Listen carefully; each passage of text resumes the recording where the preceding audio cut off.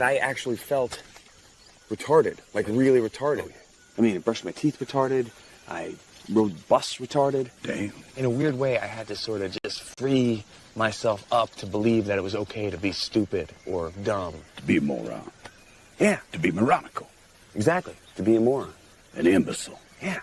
Like the dumbest motherfucker that ever lived. In a weird way, it was almost like I had to sort of fool my mind into believing that it wasn't retarded. And by the end of the whole thing, I was like, wait a minute, you know?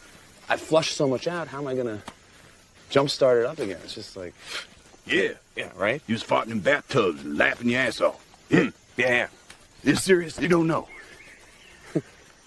Everybody knows you never go full retard. What do you mean?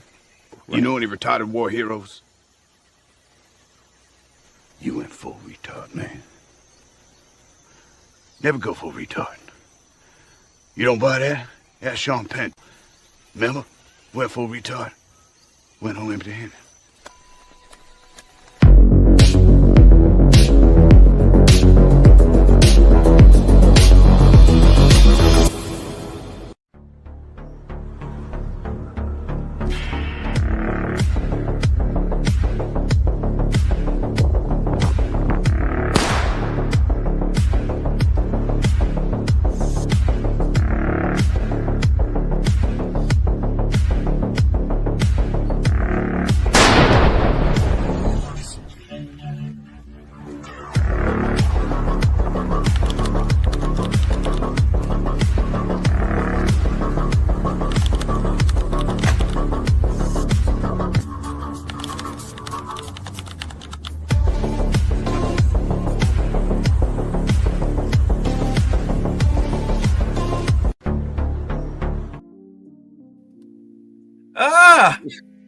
Good morning, good afternoon, good evening, wherever this video finds you. Welcome to the dual stream. Mm-hmm. Got Red Pill, AB Media. What up? Possibly Hopefully Charles. Yeah, you know, Charles be on, you know, Charles time. Officer Faulkner of the goddamn law time. What's going on, fellas? How y'all week has been? Good. good. So far. That's good. Yeah. That's good. So, shall we jump right into it, or do y'all want to have a little small talk first? Let's jump right into it. Yeah, this is First. All right, let's jump right into it. So, exclusive via Daily Mail.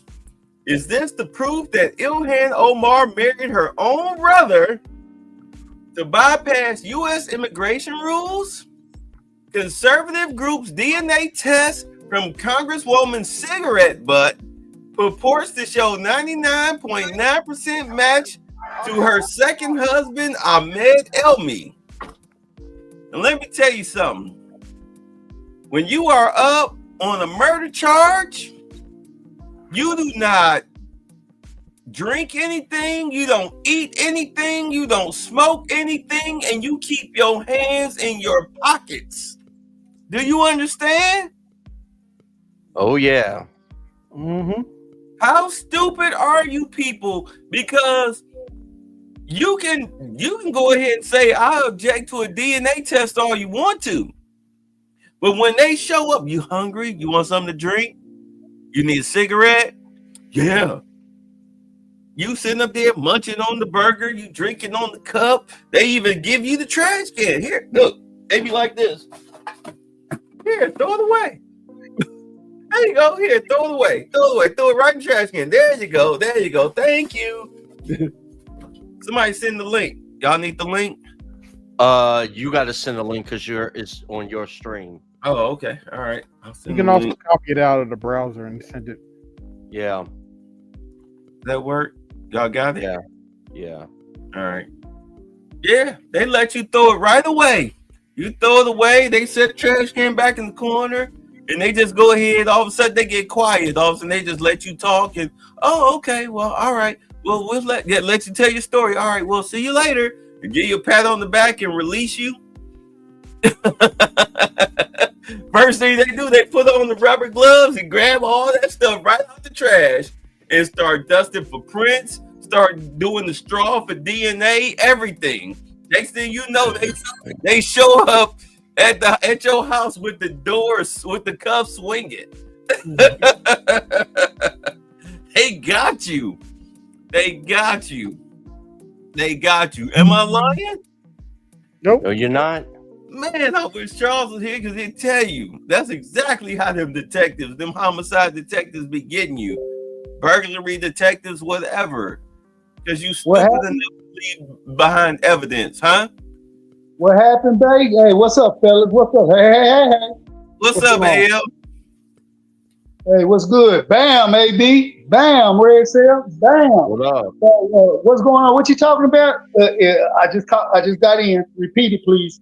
Ilhan Omar married her own brother. There's proof. She committed immigration fraud. They got to file. So you can't be a sitting goddamn congressperson or a senator of the United States government and pull that stunt and think there's gonna be no consequences. Discussion. They done found out. They better handle it up. Period. Point blank. I feel nothing. So here's some bullet points. A supposed DNA match between Representative Ilhan Omar and her second husband, Ahmed Elmi, allegedly proves that the two are siblings.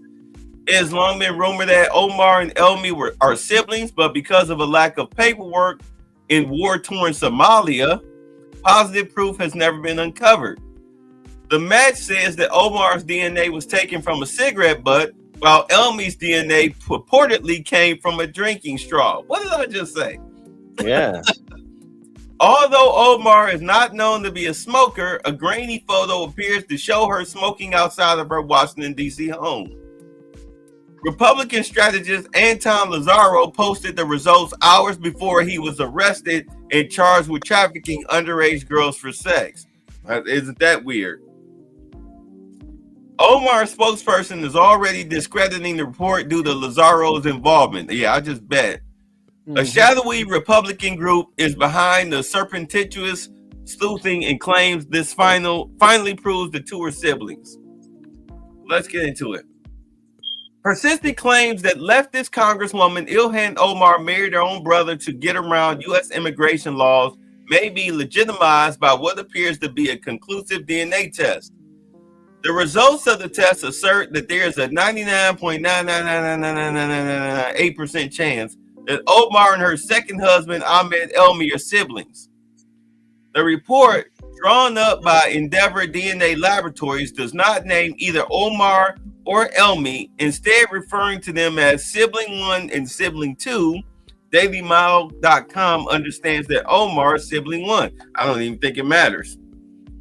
Really don't. No, don't. It says that Sibling 1 sample was garnered from a cigarette butt and Sibling 2's from a drinking straw. Omar has never before been known publicly to be a smoker, although her third husband, Tim Minot, is. However... Wait, how many husbands does she have? I don't know. She's such a whore.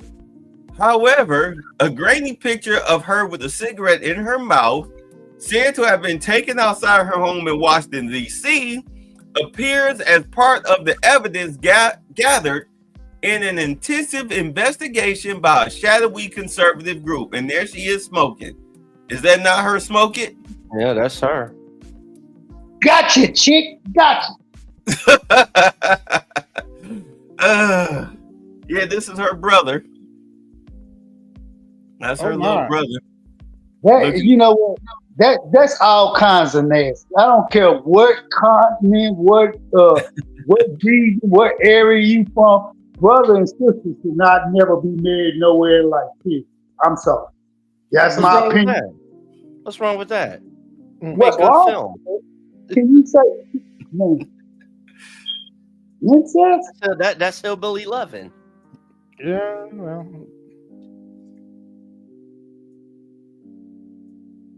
Yeah, Blacker Than Midnight. You say great news. Trump is pausing military aid to Ukraine just days after he checked Zelensky for being a warmonger and ungrateful beggar.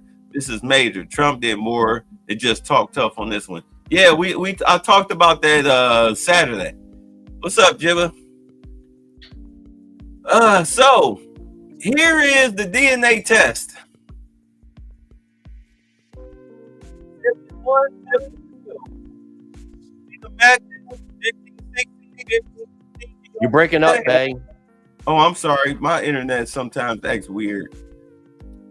All right, but can you see the DNA test? Hold on, let me open in a new tab. Is that better? How about you take us down and just have that up? All right.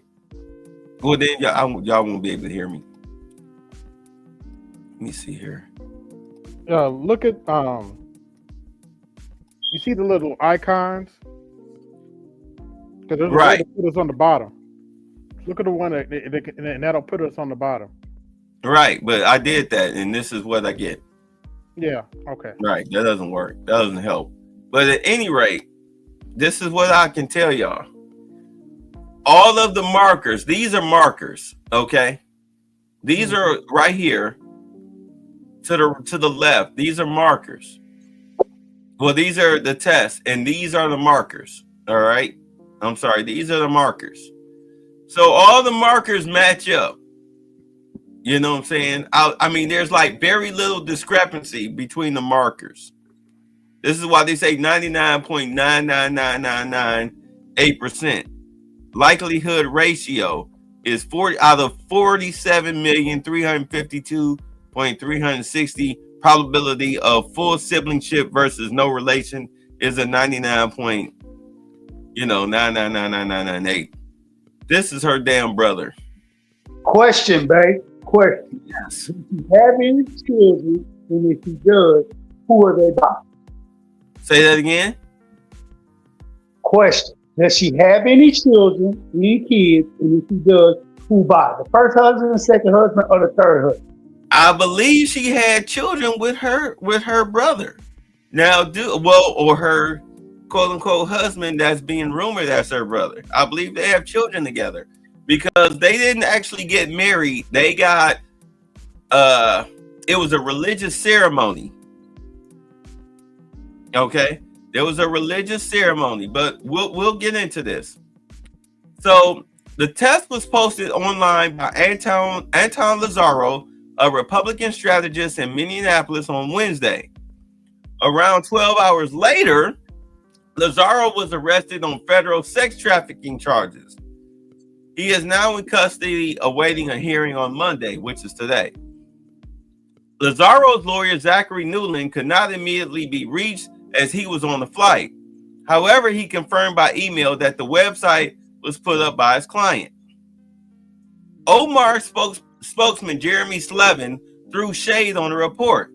This is fraudulent website created by a man charged this week with child sex trafficking and lying to federal investigators to cover it up, he said in a statement. Endeavor, which is based in El Paso, Texas, did not return the call for comment. The company charges $189 for a siblingship test.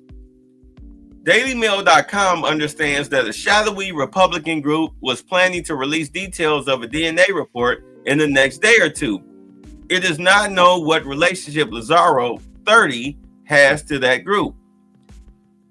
Its work could have been undermined by Lazaro as it gives Minnesota Congresswoman Omar, 38, an opportunity to try to discredit the information is coming from a tainted source. Well, you know how you literally prove that is a discredited source? Ilhan, you and your brother, your ex-husband, y'all take a legitimate DNA test. Right? Yeah. You know, if y'all are not siblings, then come on, let's do some cheek swabs. Come on in. Lazaro's website says that the group garnered a DNA sample from Elmai Straw in Leicester, England, as part of a 2-year investigation. Oh, so he got private detectives on this one. He has recently been living in both Kenya and on the East African island of Zanzibar. The test result appears to show that some of the DNA matches are exact while others are close. The group behind the surreptitious sleuthing claims this proves the two are siblings. Claims that Omar and Elmi, 36, are siblings have been rampant for years. The allegation is that they married so Elmi, a British citizen, could go to school in the United States. He followed Omar to North Dakota State University. Lazzaro's website says, Rep. Omar was a U.S. citizen for a decade, and her brother, ex-husband, Mr. Elmi, was a UK citizen. Wow, even they calling him that.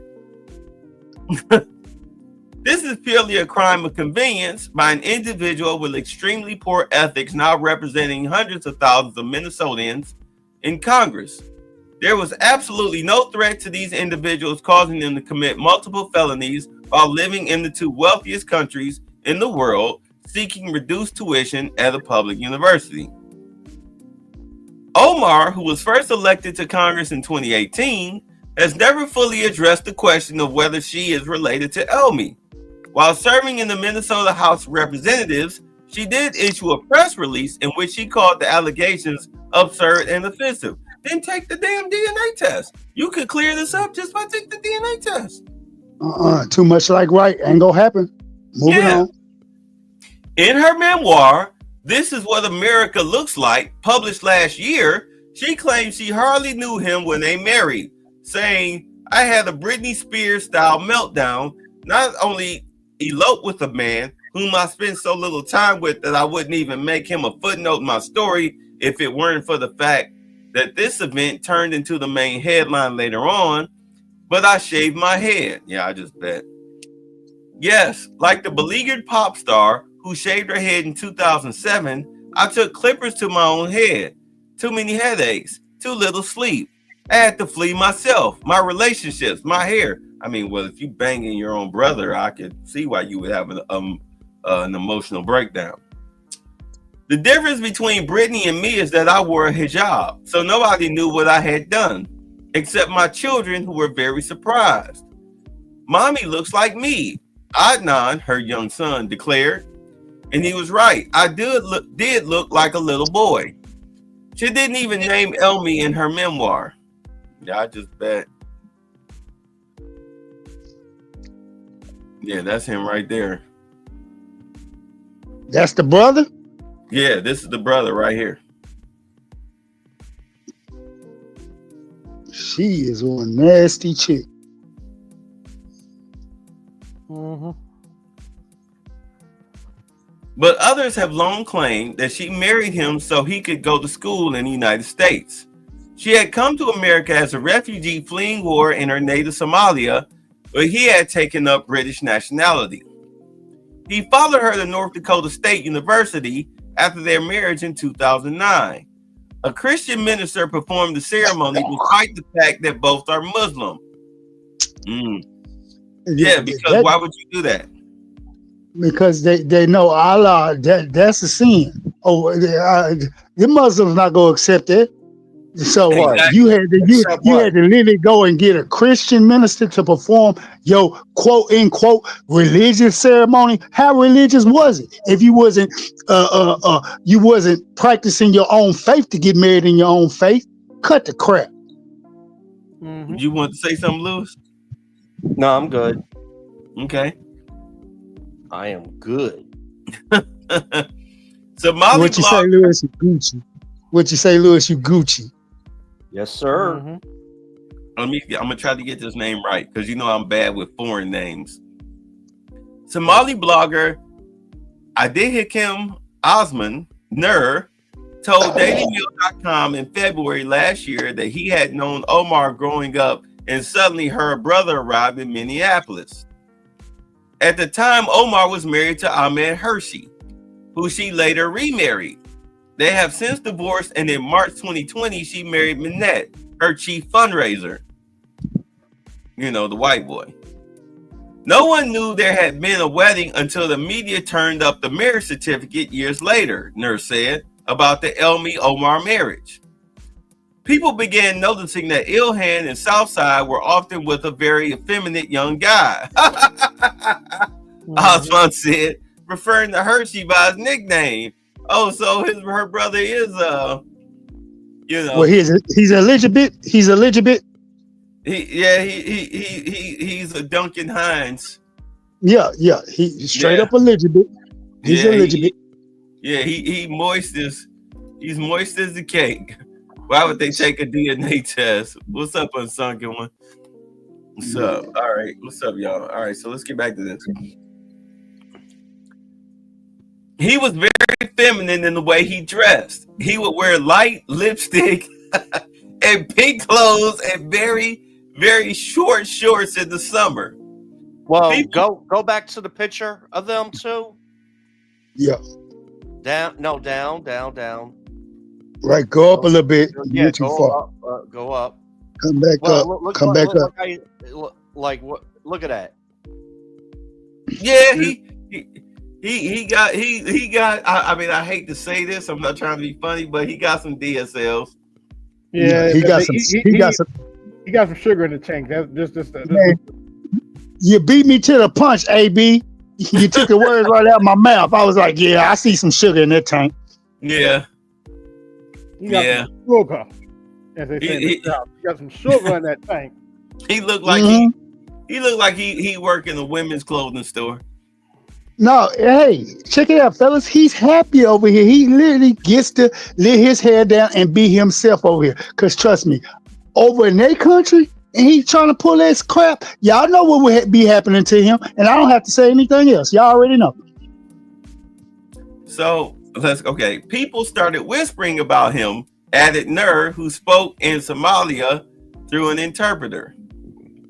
Southside and Ilhan both told me it was Ilhan's brother, and he had been living in London, but he was mixing with what were seen as bad influences that the family did not like, added Nur. So they sent him to Minneapolis as rehab. They thought they were sending for rehab. What they did was just flat out open up the floodgates to his being promiscuous. He's being so promiscuous. They might as well have sent him with high heels and Astroglide. Mm-hmm. Nurse said that Omar kept her marriage to Elmi quiet, with no one from the Somali community invited to the wedding that was held at a county office in Eden Prairie, Minnesota. Drop loads out there. Yeah. He explained. I know what that's it. He explained when Southside and Ilhan got married, a lot of people were invited. It was a big Islamic wedding uniting two large clans in the Minnesota community. I would say there were 100, 150 people there. But he said when she married Elmi, no one even knew about it. Nur said he believed Elmi and Omar sought out someone outside the Somali community to conduct the ceremony because an imam would have known they were related and would have refused to marry them. So here's the marriage certificate. Cat's out the bag now. Right. So this is his name. There's her name. You know. Yeah. And that's on a marriage certificate. That's grounds for fraud right there. That's grounds for fraud. Hennepin County, Director of Licensing.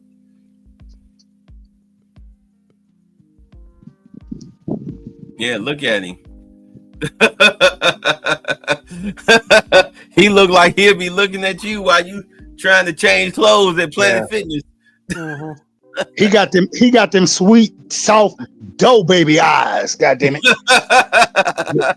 Just all kinds of wrong. He could put on 1,000. He could put on 1,000-yard stare if his life depended on it. Oh Lord, he's the type of dude that if he your girlfriend's best friend, depending on how weak you are, she would come in like click on the light in the living room because you ain't in bed and catch you on the downstroke on this dude.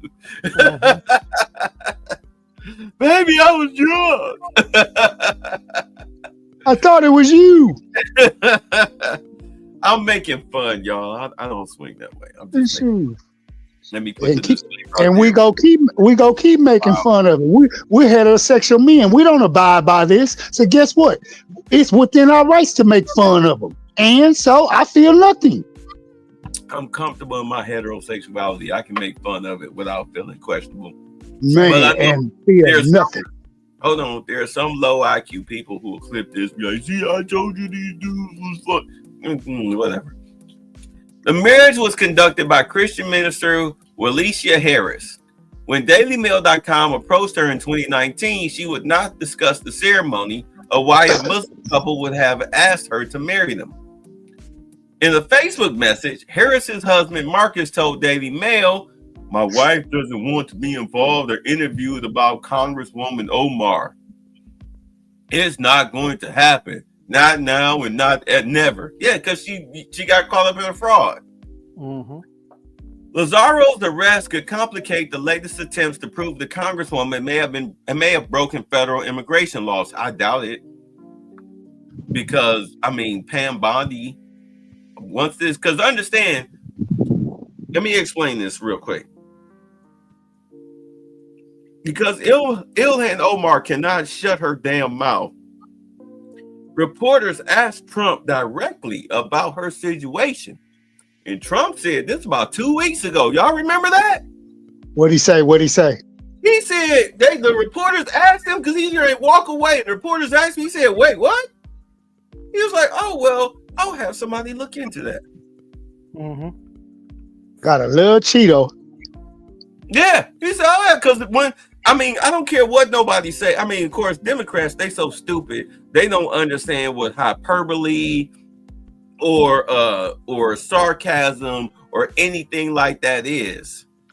Everything he say, "I'll have this war over in day one." "Oh, well, we still at war." Like, no, actually, we've never been at war.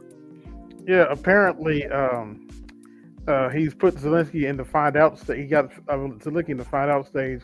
He apparently just cut off weapons, all weapons to Ukraine. Oops. Oh, that Great. was a given. Great. After he kicked Zelensky out of the White House, that was a given. Mm-hmm. You don't come into the United States of America, Washington, D.C., the White House, the Oval Office, and talk cash money shit to the president of the United States. Whether you like him or not, you keep all that to yourself. And whether you like what he's saying or not at the time, if you know you over here begging for something, you don't bite the hand that feeds you. I'm sorry. Yeah, because he tried to play us. He was trying to play us with that whole look at what they're doing to our prisoners. Well, what you want me to Look do? at them. They're your prisoners. You chose to want to go to war with Putin. Like, you should have signed the deal. Well, but okay. Anyway, we'll deal with that another time. Let's get this over with. Mm-hmm. So Lazaro's arrest could, okay, I already got that. Let's see. According to a press release from the Department of Justice in Minnesota, Lazaro conspired with others to recruit and solicit 6 minor victims to engage in commercial sex acts. I don't believe that. The indictment charges Lazaro with 1 count of conspiracy to commit sex trafficking of minors, 5 counts of sex trafficking of minors, 1 count of attempted sex trafficking of a minor, and 3 counts of obstruction. You know, I don't believe that. Who's the governor of Minnesota?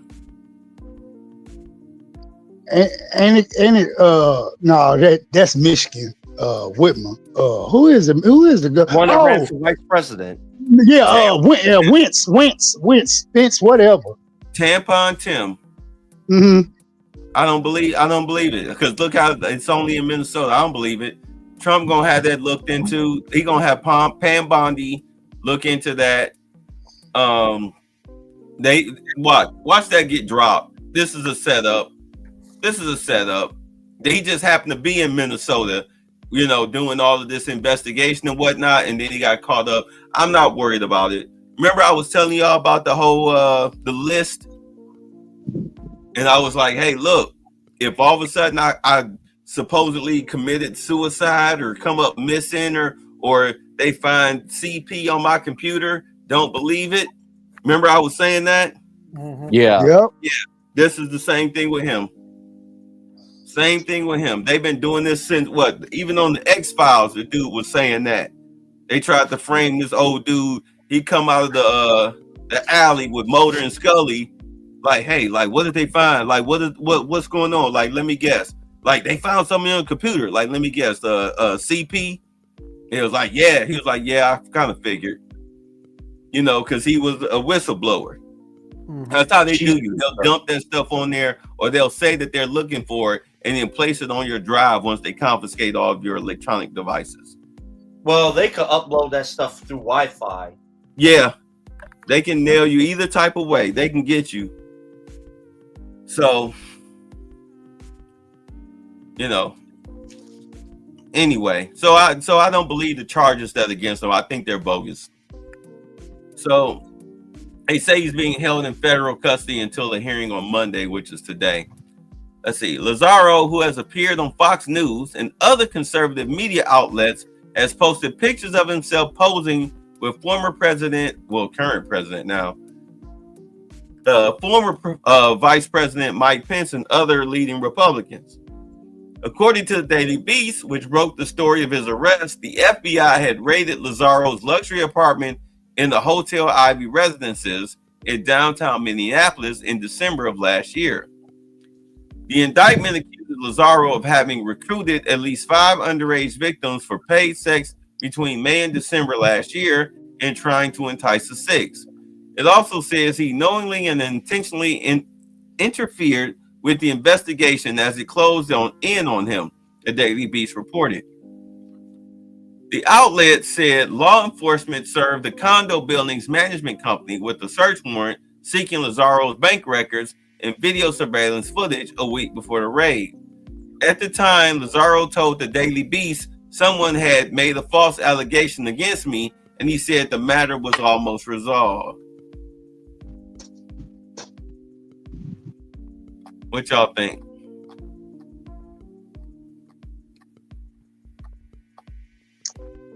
Sound like a whole bunch of mess to me. Mm-hmm. And just think, this story was published in August of 2021. That was the publishing date right here. 2021. It's been quiet ever since. But Trump's now in office. Yeah, and Bondi and Trump know now, so Bondi better dig in her shit. The cigarette man. Is that who it was, Audric? The cigarette man? Yeah. Yeah, X-Files, cigarette smell. Yeah, the cigarette man. The dude that was always... Y'all ever watch the X-Files? Those of you who used to watch it, even if you have a vague familiarity of it, later on in the series, there was a guy who was always smoking cigarettes, the cigarette man. Yeah. And he was leaking files and information to them while at the same time, well, he was playing both sides of the fence. Yeah, until they drop a bomb on him. Yeah. Drop a bomb on him. Exactly. So here's a new one. This came out February 28th. Lewis, you want to take this one? Sure. All right. I'm going to send it to you in the back chat. There you go. I'll pop the window up. Because this chick right here, she's scared to death. The old little bartender chick, she's scared to death. Ain't that Cortez on the right? Mm-hmm. And that's Bondi on the right. Sorry, I didn't mean on the left. Excuse me. Let me delete that. Can I delete that? Yeah. Delete that and delete that. By the way, y'all know it's Monday. It's open panel. Open panel, so anybody can come up. Mm-hmm. Give y'all 2 cents. All right. I'll put it up to share. All right, go ahead. Knock it out. All right.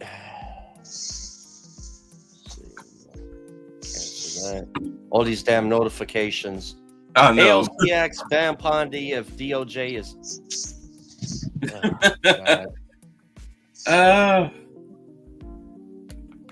If DOJ is investigating her for telling illegal immigrants how to avoid ICE. Damn right they go investigate her for that. You can't look at here. Representative Alexandria Ocasio-Cortez, Democrat of New York. Just call it trick AOC. Hold on, let me get it.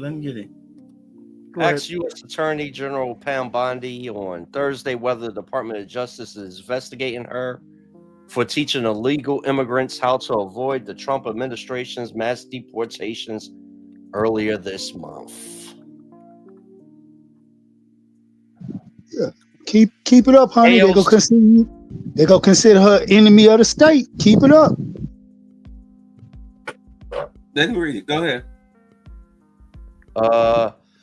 AOC Congressional Office and Lawyers with Immigrant Defense Project held a Know Your Rights with ICE webinar 2 weeks ago, educating illegal immigrants at risk of deportation about their rights and how U.S. Immigration and Customs Enforcement gathers information and enforces immigration laws. President Donald Trump's border czar Tom Homan has repeatedly criticized AOC, saying she is going to be in trouble now because she may be impeding immigration enforcement. 2 days after the webinar, Holman said he asked the U.S. Deputy Attorney General to open an investigation.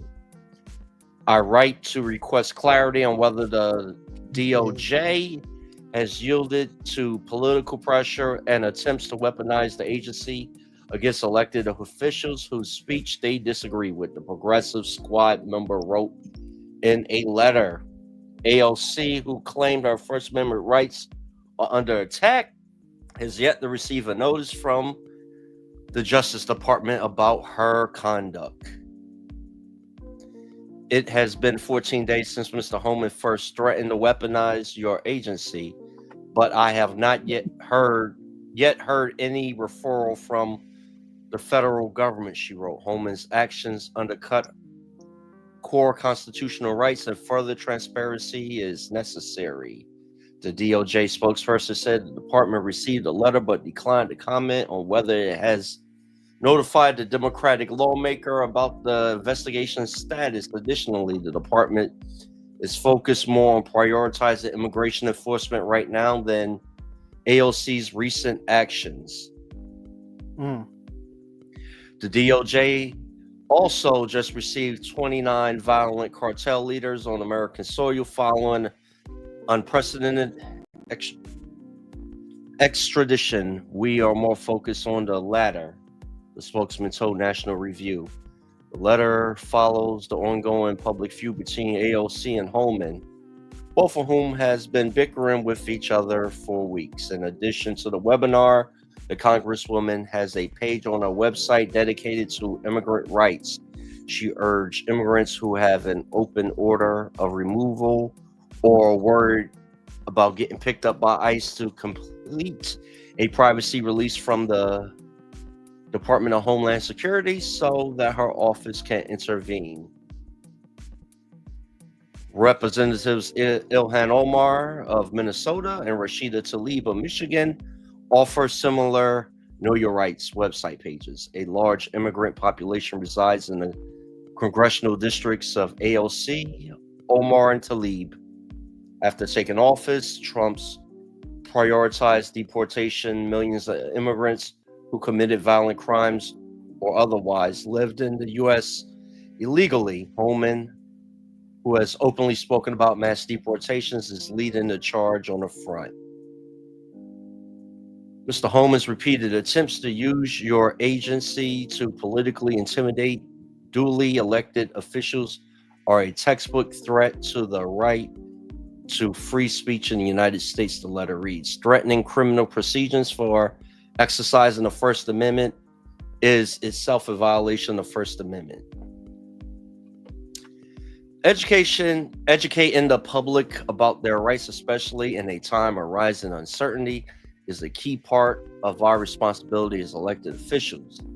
A government that uses threats of DOJ investigations to suppress free speech is a threat to all, regardless of political ideology.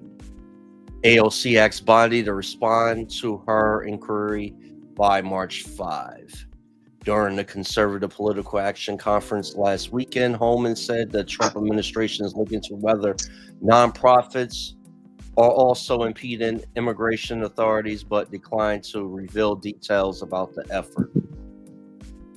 A lot of NGOs, a lot of these groups, he previously told National Review, I don't want to share that all with you because we're looking at it and in the middle of investigation, so I do not want to show my hand. That's it. Hey, fellas, Yep, as we know, we have the right to free speech, right? correct. Yeah. But what does that not protect you against? Young fire in a crowded theater. One, if it's impeding an investigation. Yeah.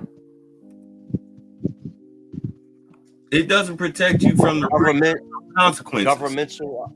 Yeah. AB, you want to take the next story? If you don't want to, you don't have to. Yeah, I'm not that good of a reader. Okay, all right, I'll take it. Damn it. So this chick say they were on it. Okay, they got their own show, but it was canceled after 13 episodes. Okay, yeah. So number one, you do have the right to free speech in America, but that doesn't free you from consequences. Like you said, you can scream fire in a crowded theater all you want. You have the freedom to do that, but it's a crime because you cause turmoil and people can get hurt. So therefore, it's a crime. AOC trying to tell undocumented people this is what you can do, and these are your rights. Blah blah blah blah. First and foremost, do understand who you call yourself. I understand that you think you call yourself trying to help the average illegal that might be like working like with a roofing business or something, or maybe at a hotel or cutting grass or construction, whatever. But that's not who they're going after. They're mainly 100% going after criminals, people who rape, murder, sell drugs, and assault. Those are their four main components that they're looking for. And anybody else caught up in that is because they've had dealings with those people. Remember they were talking about the guy who 8 o'clock in the morning, he had been here 20 years, and he wound up getting arrested and deported, and the girl, his daughter, was crying, "Oh, my daddy." I'm sorry. Huh? I said, her daddy going back across the border. Yeah, because the only reason why they came knocking on the door or waiting to ambush your daddy at 8 o'clock in the morning is because they were on the trail of a criminal illegal. Why does your daddy know a criminal illegal? You understand what I'm getting at? Your father was caught up in some dumb stuff. So, other side of the wall for you, bro. You say, I don't care how long he's been here. Well, this is why I say, I'll repeat it. I know I'm a broken record on this, but if you've been here and you're holding down a job, you have no criminal record, here's what we're going to do. We're going to slap an ankle monitor on you. Here's the citizenship test. You got 6 months. Meet us at courthouse, room 36B on the second floor to take your citizenship test. You better pass it. You've been here long enough. You're indoctrinated into our culture. You better pass it. We're not really worried about your broken English. Just pass it. We'll give it to you in English and Spanish. Just pass the test, and we'll give you a chance. You'll be on the probationary period for 5 years. And then you'll get a temporary green card, and then after 5 years, you'll get, you'll get a new green card. You'll get a work visa, work card, and everything and whatnot. And then if you survive another 5 years, then you become a citizen. We'll give you 10 years.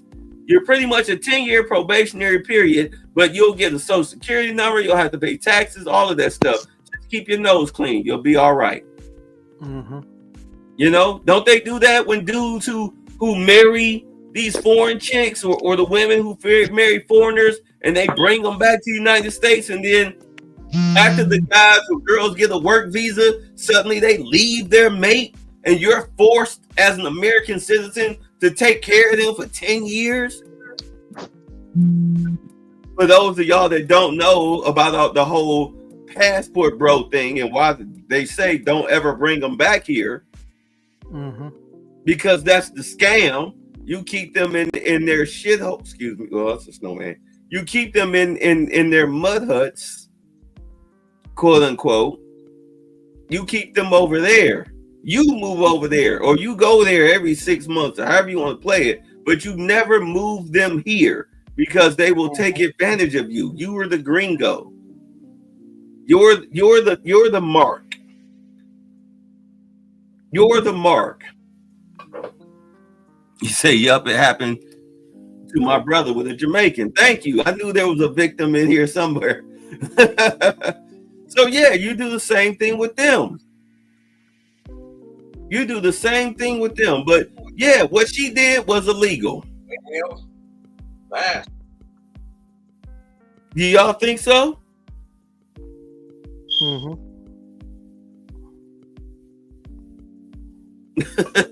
And did the snow aid. Well, that's $1.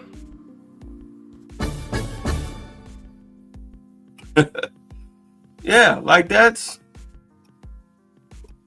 wild. So yeah, see what he said. He said she left him a week after she got her card, and they had my nephew. Yeah, that's how they play you. You're the mark. This is what AOC call herself trying to protect. And I'm like this. I put it to you like this. You call yourself wanting to protect an illegal? Well, I tell you what, the criminals, the ones that we catch, we're going to move at least 7 of them into your residence, if not all of your residences. All right? We're going to take the lock off your bathroom and bedroom doors because they identify as female. And here, you take care of them. What you mean, no? No, you want to keep them here. There's Snow. There you go. You got at least $1 coming tonight. Yeah, that's how you play it. I bet you they'll change their tune real quick, won't they? The quickness. So yes, I Pam, like, she wrote this whole letter, which isn't in the article, but some of the key points is where she was trying to defend her right to free speech. Yeah, she was trying to defend her right to free speech, and you're trying to weaponize the DOJ against me and political persecution and all of this stuff. Like, girl, you the main one that was trying to politically persecute somebody. Every time we turn around, you're politically persecuting somebody. Like, all the time. Right. So now that they're using it against you, but legitimately, now suddenly you say you can't see anybody else's chats. Oh, well, that's probably because of who you with. But like the main one, you want to, okay, look, all right, hold on. Let me do this. Hold on. Because I know he probably want to see the main chats. Hold on. All right, so it depends on whose channel you're on. Right, exactly. So if you want to, because right now we on base channel, so base channel is primary. Right. So there you go. If you want to see all the chats, you got to go there. You got to go there on the sunken one. So no, you cool. So made me lose my train of thought. AOC.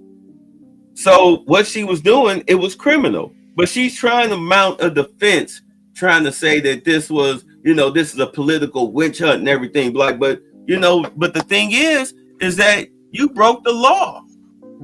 You're a political dummy. Yeah. You're trying to you're a government employee and you're trying to circumvent the government. A federal mandate.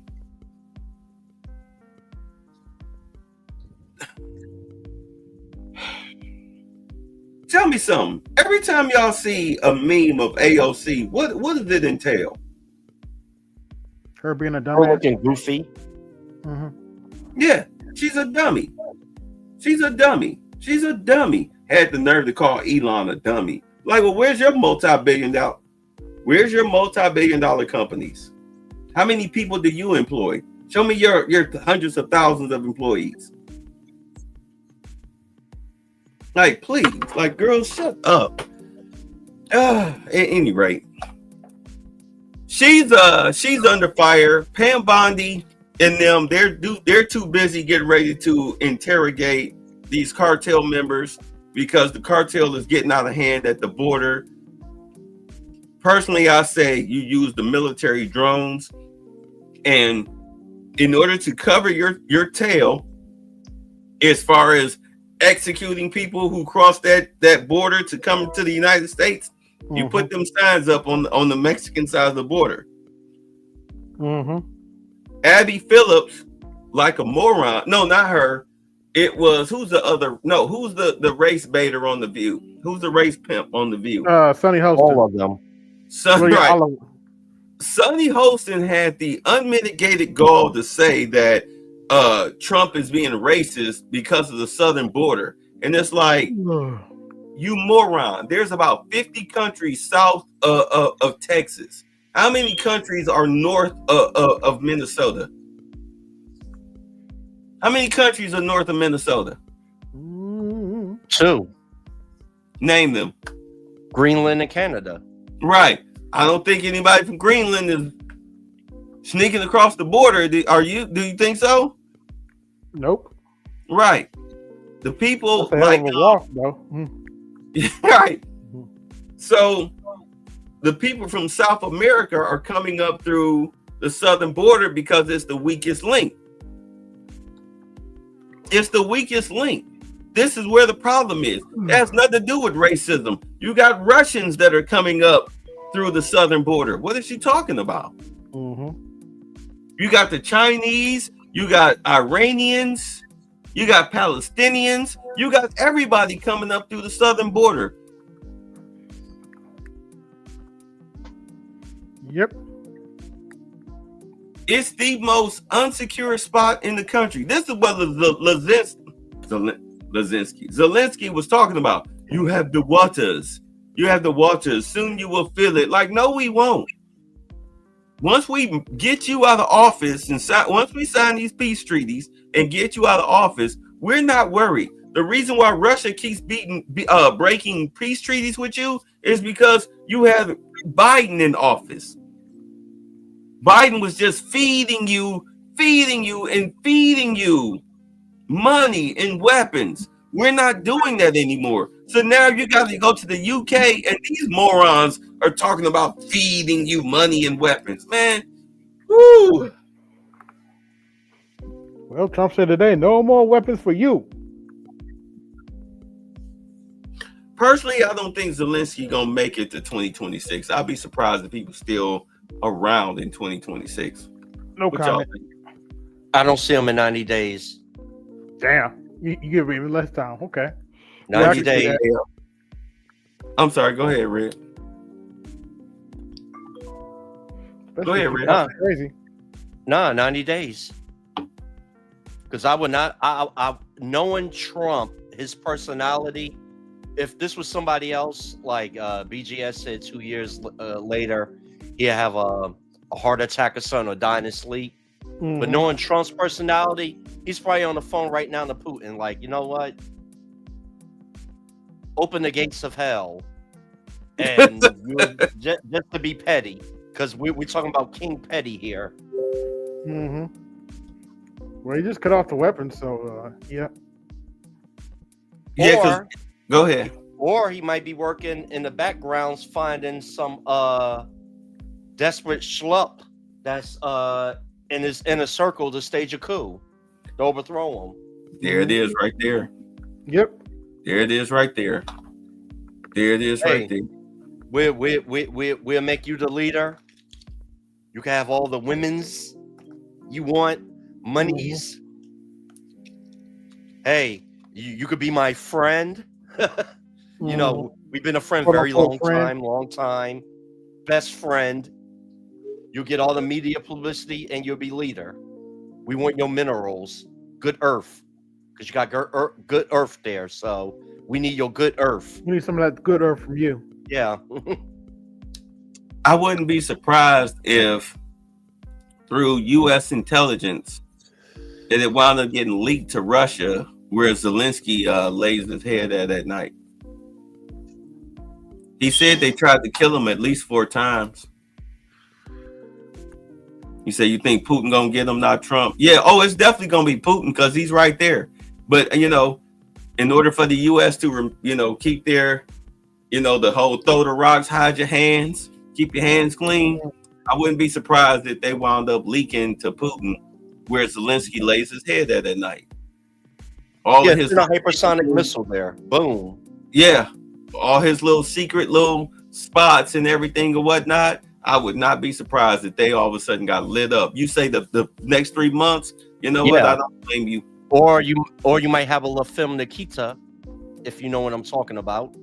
Well, I think he's gay, isn't he? Oh no, he's got a wife, but I think she might be a beard with the stuff we've seen of him. Well, a La Femme Nick, then. Ilhan Omar's brother. Yeah, Send him. A little, get a little bussy.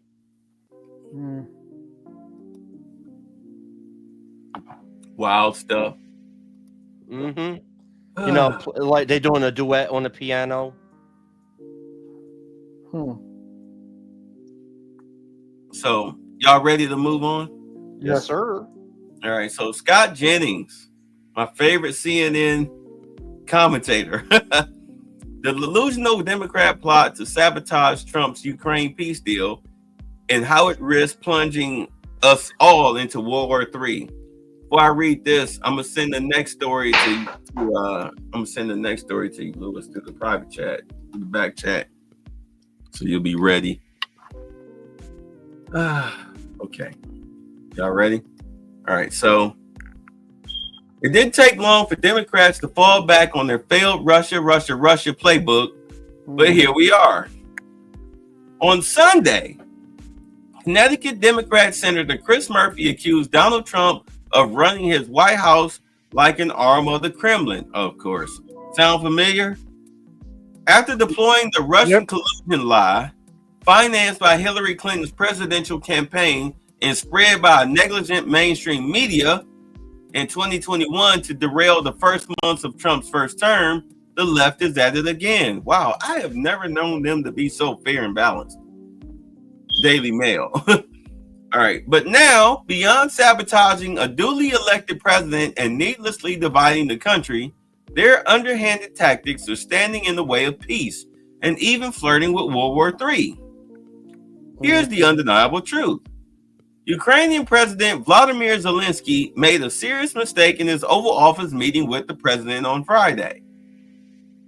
All he had to do was put on a tie, say thank you, eat lunch, and sign an agreement providing for U.S. involvement in the development of Ukrainian raw earth materials. Ukrainian raw earth materials. I thought I read that wrong. Let's see. It's a deal that would have come with a tacit U.S. security guarantee. I'm sorry, a tacit U.S. security guarantee.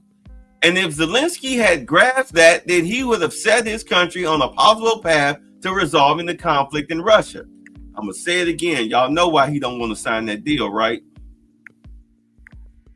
Why? I'm going to let y'all call it. How come he don't want to sign that deal? Why? Probably a combination of reasons. One, they're offering him money. Two, they're threatening him. Three, he's stupid. But he will be irrelevant. He will lose all power. That too. I think he know that the second he signed that deal, his death clock is ticking. That deal is his death. It's probably too late for that. It's already ticking. Yeah, it will just speed up. He's trying to slow it down. See, Hey, Obama, his boyfriend. Doesn't Zelensky have property in Florida, in America? There's a Like lot of that means Russians. something? There's a lot of Russians in Florida. Right. The best thing he could do is sign it and stay in Florida, but stay on his compound and don't leave. They would. That's just, Are you kidding me? They will mess around there. Remember V for Vendetta? Remember in the female congresswoman's chamber or whatnot in her bedroom? I killed you 10 minutes ago. After they had that talk, he was like, he pulled out the needle. I killed you 10 minutes ago. Like, you can be in any type of compound. It don't matter. If somebody want to get to you, they will get to you. They will get to you. Instead, he decided to lecture and become argumentative with Trump and his cabinet. The results were predictable. But if you listen to many Democrats and those in the pundit class, they seem to be cheering Zelensky on and accusing Trump of all manner of traitorous behaviors. Trump is a coward who is Vladimir Putin's puppet, said Democratic Congressman Seth Moulton. And he claims Zelensky is a hero. These people just do not know how treasonous they sound, do they? Nope. Trump sides with dictators because it legitimizes his plan for America, a Russian-style kleptocracy where the rich steal from us to enrich themselves. Senator Murphy tweeted on Sunday. I wonder what his net worth is. Because a lot of Democrats are multimillionaires off of a salary of less than $200,000. It's rhetoric that rivals the most deranged Democratic smears of 2020. But even Washington Post columnist Josh Rogan grudgingly conceded to me on CNN Friday night that I was right and Zelensky made a terrible misjudgment. And Rogan is as pro-Ukraine as they come. So what's really going on here? But by Murphy's own admission, he was with Zelensky before the disastrous Oval Office meeting. I can't claim to know what he said, but judging from Murphy's tweets, I can hazard a decent guess. I suspect that he and others on the left are, at the very least, stroking Zelensky's fears that Washington is selling him out. Now, I am one to respect those who hold high elected office, but I wouldn't hire Murphy to blow up balloon animals at a kid's birthday, let alone discern the finer points of diplomacy, or, perhaps most importantly, the mood of the America. Okay, that makes sense right there. A CBS News poll shows that the majority of Americans approve of Trump's handling of the Russia-Ukraine war, while Biden's rating at the end of his term was 22 percentage points underwater. In August of 2022, only 31% said they supported a deal that allowed Russia to keep some of the land it has already captured in return for a quick end to that war. Today, 50% want the war to end under those terms. It's a sea change, and if Zelensky doesn't ignore the Democrat clown show, it comes to grips with this new reality that he risks losing U.S. support entirely. Ukraine is not going to secure a U.S. security guarantee by which the United States agrees to put boots on the ground. Ukraine is not a member of NATO and won't be anytime soon. That's what he wants. Y'all know that, right? That's what he wants. That's what he wants. And of course, the UK is trying to they're already talking about putting boots on the ground with NATO. And I'm like, what the hell are you doing? You're advancing the war. But do understand that if you push Putin too far, he will start targeting your country, especially if you advance into Russia. He's going to drop bombs on the EU, on NATO countries, because you have nothing to offer. Your land is desolate. Y'all do know that, right? We're talking about EU? Yes. Their lands offer nobody nothing. I'm sorry? Except for Italy, Greece, and France. Don't care. What do they? What do they have that Russia wants? Olives and cheese.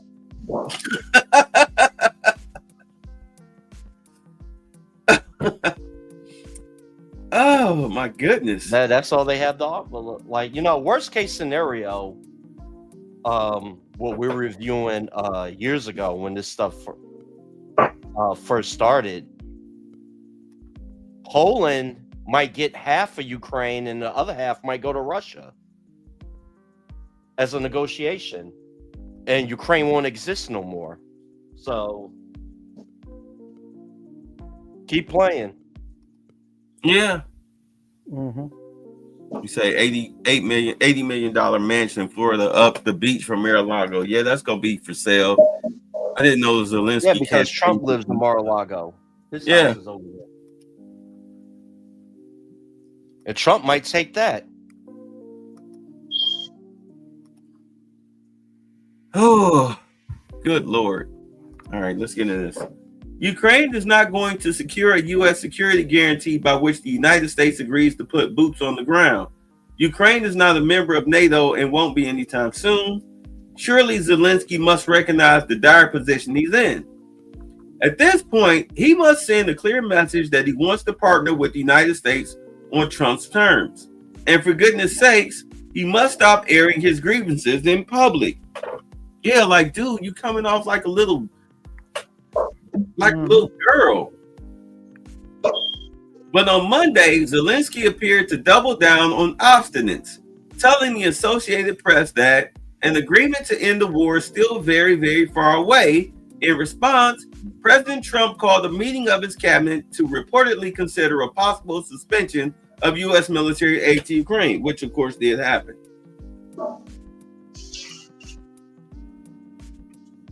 You don't have all the wait, please tell me that's what he said. Let me see. Hold on. Excuse me. That was with Obama, who gave you sheets, and I gave you javelins. Yes. I gave you the javelins to take out all those tanks. Obama gave you sheets. In fact, the statement is Obama gave sheets and Trump gave javelins.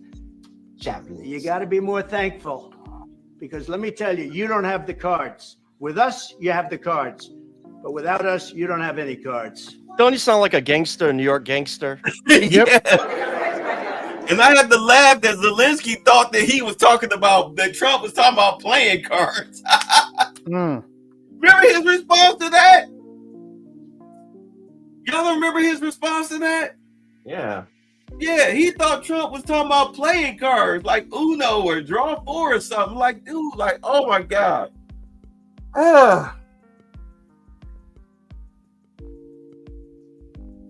He about to find out, though. He about to find out. So that's no doubt a worst case scenario. But lest you think that Trump is being unfairly harsh with his Ukrainian counterpart, it's worth noting that former President Joe Biden has also lost his patience with Zelensky. NBC News reported that during a 2022 phone call, Biden lost his temper and instructed Zelensky to show a little more gratitude to his American patrons. Additionally, Friday's public meltdown allegedly followed 10 days of Zelensky being difficult in private, according to U.S. Secretary of State Marco Rubio. Even I, a supporter of Ukraine and someone who believes that Putin is a murderous, evil thug who cannot be trusted, have begun to question whether Zelensky is truly ready to take off the military fatigues, literally and figuratively, and don the cloak of diplomacy.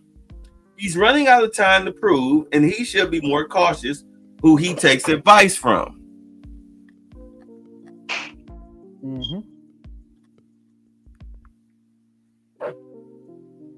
Yeah. You know what, Lewis?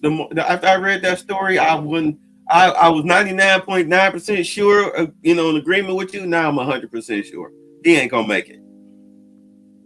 Yeah, he ain't gonna make it. Look, best case scenario, if he would have took the deal, made Trump look like a hero, because let's be for real, you're dealing with a egomaniac here in Trump. You're not saying that's good or bad. It is what it is. This is who you're dealing with. You do for me, I do for you. Quid pro quo. Yeah. He ain't gonna make it. He hard. Oh God. Hard head make us soft behind. Hard head make us soft behind. Oh yeah. He's gonna learn the hard way. So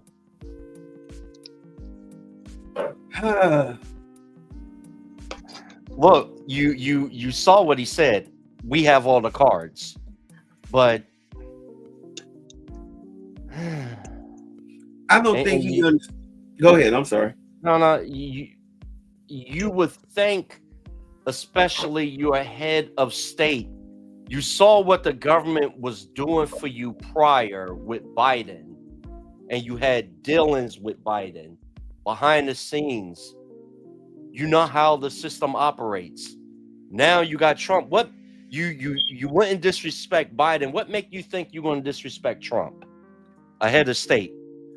Zelensky called Biden before he went to see Trump, and Biden told his ass in old decrepit dementia terms, talk crazy to him. He'll understand it. And Zelensky literally did, but he didn't know it backfired. I could have swore to God. I put it to you like this.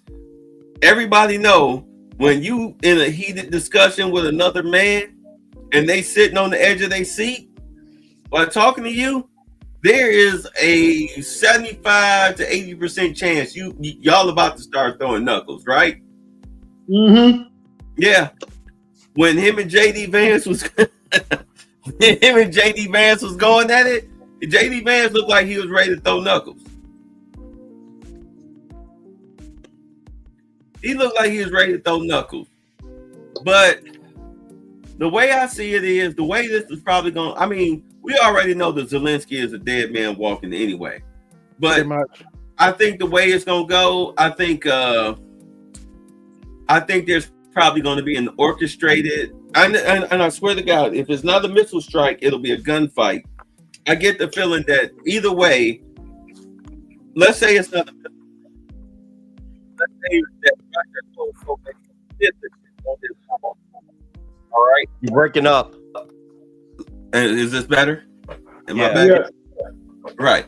I get the feeling that it'll be a fifth attempt on his life, and somehow he'll wind up losing. He'll wind up getting capped.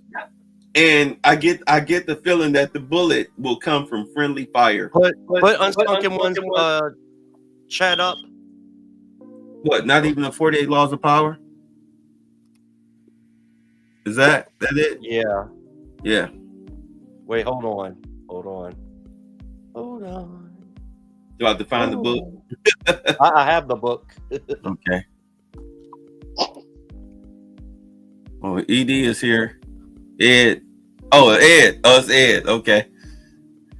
Hold on. Category 5 tsunami in the house. What's up, Ed? What's up, Ed? What's going on? Yeah, I'm all right. Yeah, what's up? What's up? You up with the combo? Yeah, like y'all talking about, I came in right into what I wanted to talk about. Like y'all talking about Zelensky. Yeah. Yeah. Lewis was saying he ain't gonna make it past 3 months. Yeah, BGS had a video, like it wasn't even BGS, it was a video he shared with one dude saying Zelensky called JD Vance like some Russian word for a B, like even on that stage. Mm-hmm. Yeah, knowing that too, you know, everybody has this like thing, and what's up everybody, but everybody had this thing where Trump, everybody want to make it about Trump and what he did and how we would be viewed on the world stage. To me, that's what Zelensky did was almost up there. Remember when Obama was giving that on the State of the Union speech and one dude called him a liar? Oh yeah, he shouted out. Yeah, it's like it's on that level, and except he did it to his face, and Yeah, Trump could have let JD Vance kind of handle it, but that's not the type of dude Trump is. And Trump did let JD Vance deal with it for a minute. But he was like, no, and for Zelensky to kind of act. First of all, I don't even believe there's any minerals. I think that's a scam, just like with Afghanistan, like that dude said. I think they just saying that, which I'm like, Trump needs to go ahead and recheck that. But and then how the Europeans are acting, you know, being all lovey-dovey with Zelensky, standing up to Trump. I'm like, y'all are stupid. Well, the thing with Ukraine, what Ukraine has is that black soil, which is some of the richest soil in the world, and what comes from Ukraine, agricultural wise, is sunflower oil. They're the breadbasket of Europe, where I think they're number 2 in wheat production, and Russia. I'm talking about president. All that is, yeah. I'm not trying to cut you off real quick. Everything you're saying is absolutely valid, and I didn't get specific. That's my mistake. I'm talking particularly with the precious minerals, because that's what that deal is being based on. Like the stuff that China has a whole bunch of, with that we need with our technology and stuff systems. But go ahead. I just want to be clear. And if that was the case, you make a very valid point, because at one point Ukraine was part of the USSR, and if that was the case, when it was the Soviet Union, a lot of that stuff would have been extracted from that land when it was part of the Soviet Union. So yeah, and so I'm like, and it was a dude that BGS plays all the time that said that, but I heard that from somewhere else. So yeah, man, it's like, I mean, people want to make fun of Zelensky's attire. My thing with that is, honestly, Zelensky always dresses that way. The thing about the because he wants to come off as like this military guy, and that's kind of part of his brand. And so that wasn't a big deal for me. But ultimately, I think Zelensky's ever replaced. We voted, we made a decision. It's not that big of a deal for Ukraine, and nobody's really telling the real reason why we're in Ukraine, you know.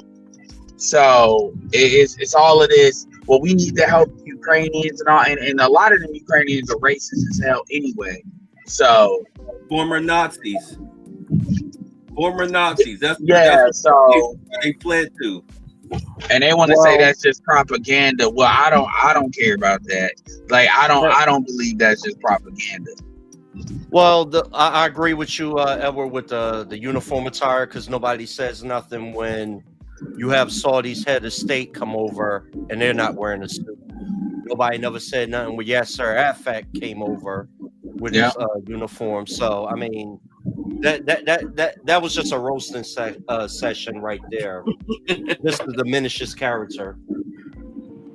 Yeah, and I don't even like Zelensky like that, but I really don't. But but like on some real stuff, it's like, yeah, like that's not the biggest deal. I mean, him being mad, like I don't. Again, and them Europeans putting a battery. I mean, at the end of the day, it's crazy because it's like, look, this is white supremacy. So it's kind of like, this is, you know, what did Samuel Jackson say? That's a white man with white problems. It's like all these white people like trying. Europe has benefited a lot from the United States, you know, as far as, I get it, they have some jobs here, but ultimately they've been able to keep people fat on the welfare state because they haven't had to spend money on their military. And there's a lot of entitlement with the Europeans. And, you know, rather than them say, you know, grow some nuts, they want to, you know, throw a thumb at Trump's eye. And I'm going to keep it real. I don't see Trump doing anything Vance doesn't agree with. And Vance is probably going to be the guy you're going to have to deal with.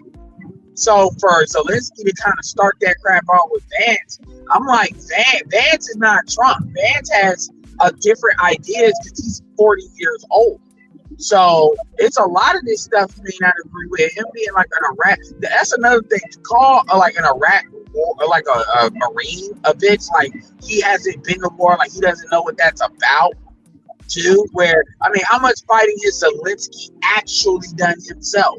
Like, what is his military background? because JD Vance actually has one.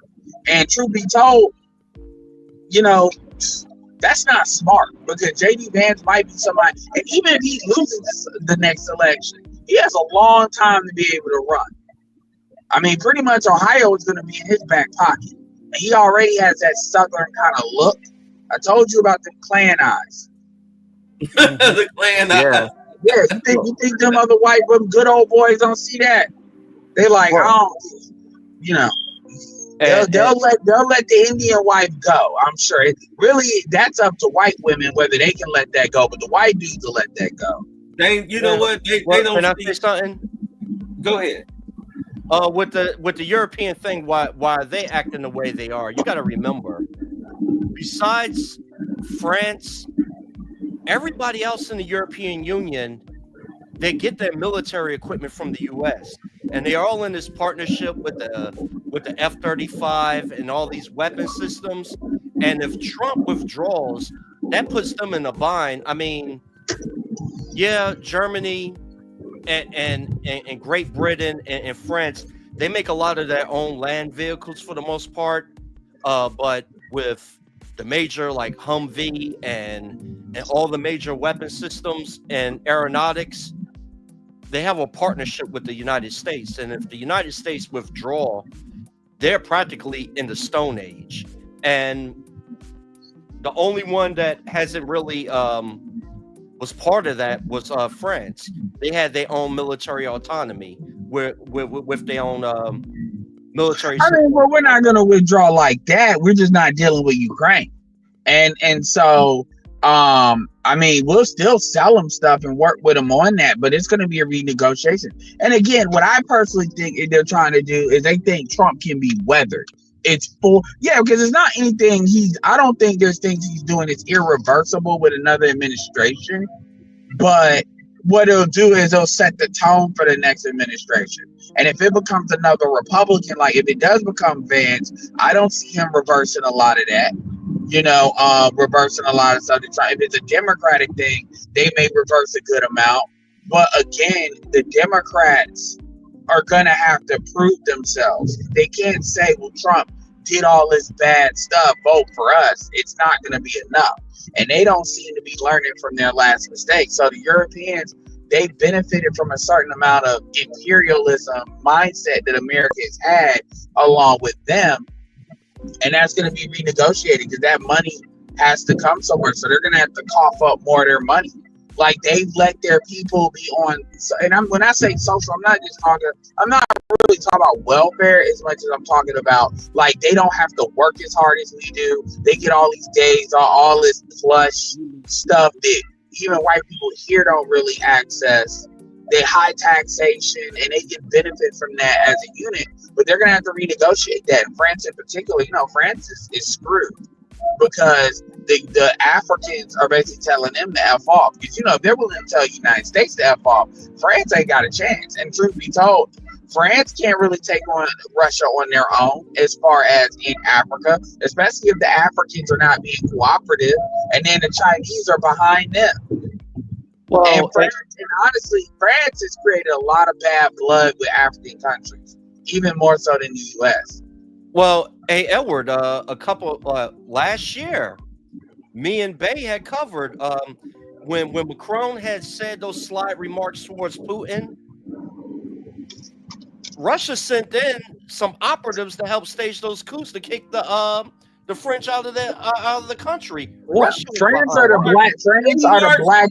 Look, they marched those French soldiers with guns on their shoulders out of the country, hands up, walking backwards with pointed sticks and rocks because they signed that deal with BRICS.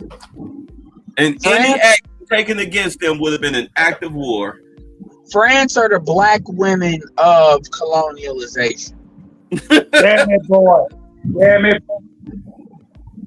Because when it comes down to they talk a lot of crap, but when it comes down to it, it was really the United States that had the teeth. And they France is on some whole other stuff. Because don't get me started on that's a whole nother topic with their paternity fraud situation. But I don't know what France. Yeah, there's stuff you can't. It's illegal to even try to get paternity on your kid. That's how stupid France is. But that's a whole nother story. But yeah, Zelensky, yeah, I don't know. Something's gonna happen with him. Because you already know Putin is gonna want to do something because he's had him spend more money. He's had him use too many, Putin's undesirables, for war when he could have saved those undesirables for something that Putin probably would have thought was more necessary. I think Putin thought there was but what would you? And it's just amazing at how the news is just. Look, I get it. Russia is not as strong as what people think they are.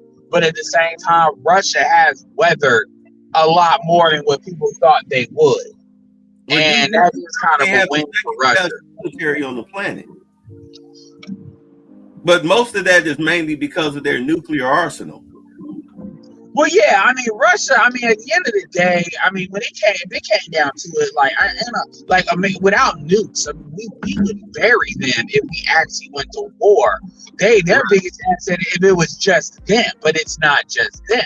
The Chinese are behind them, and China and Russia have a strategic partnership for now. Because they have a common enemy in American hegemony. They don't, they took their shot. America took their shot, and it is what it is. So you're gonna have to dial a lot of stuff back. And white people. See, I think the issue is eventually they're gonna have to tell white people that whiteness don't have the same stock it used to, and the media and stuff doesn't know how to really have that conversation. Yeah, because Russia is the reason why they're number one superpower. They're a superpower, first world country, but they're a first world country they're not beholden to the crown. All right. They're not beholden to the crown. They are literally an independent nation. The thing about it is, you look at, this is the way that I see it.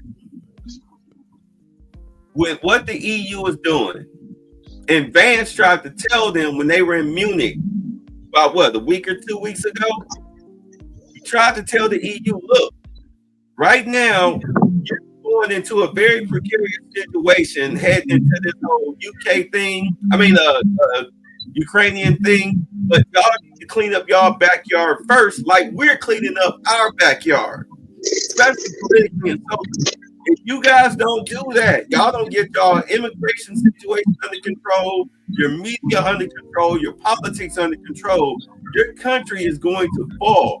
Like dude said, Britain has 70,000 troops. That's laughable. They actually, I think they said they had less than that. I think they said they had 20,000 that they could put on the ground out of 100,000, which is why they're getting NATO involved. Because they don't have the forces. They don't have the ground forces. Look at what... Look, I really do think that what the UK is doing right now is straining their relations with the United States. It's straining the relations. So it's like they're going to go in there, try to kick up dust because, to be honest, there is mineral rights that's going on in the UK. They show, all of the situations going on with the mining and everything. But even if it's propaganda, but let's say it's true, the UK want a bigger piece of the cut than what we are getting, if not equal, which means that which means a lesser piece of the pie for us in Russia, with Ukraine trying to also get a little bit more because it's our land. So they want more than everybody else. No, Trump is not going to play that game with them because of the money that they owe us. Hey, Bay. Yeah. People also, when this Ukraine war popped off, everybody in NATO donated so much of military equipment. Has Great Britain replenished that equipment with manufacturing, when they sent over their tanks and their artillery systems over to Ukraine? You tell me. I don't think so. No. And just to give you a little insight, all the tanks and howitzer systems that was sent over to Ukraine, that came from the United States Marine Corps. Because when the 2 commandants ago, General Berger, when he had rearranged the structure of the United States Marine Corps, he got rid of the tank battalions and he changed over a lot of the artillery units to what's those that rocket where they shoot out the HIMARS and all that, the rockets. But it's a few artillery batteries left, but all those howitzers and tanks that came from the Marine Corps. And where are they now? In Ukraine. That's what was sent over to Ukraine. No, I'm saying, where are they now? Blown up. Because I mean, we sit up here. I can look at the videos, right? The videos of all the wars that's going on in Ukraine. Matter of fact, you and I watched the video last year. Yeah. When with the minefield. Yeah. Yeah, them tanks were barely providing any cover. Them people act like they didn't even know what the hell they were doing. Why you got soldiers walking through a minefield when you got tanks? Why are they getting their legs blown off when you've got tanks? Get in on the tanks, roll through the minefield through safety, and then depart, debunk, and then you go and assault. What the hell are you doing? Who is leading their military over there in Ukraine? These people are incompetent. They're incompetent. Oh my God. At any rate, this is why ever since the whole situation happened where the EU wanted to get involved, the UK wanted to get involved, what did Putin wind up doing? Who did he wind up recruiting immediately once the UK started flapping their gums? Belarus. Who else? Iran. The Taliban too. Yeah, they had regular citizens fight. Now they got special needs people. Now they snatching people off the streets. We saw the videos.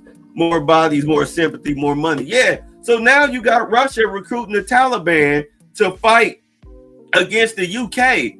I'm sorry. Hey, UK, EU, Germany, France, England, etc. Who are you letting into your country by the tens of thousands?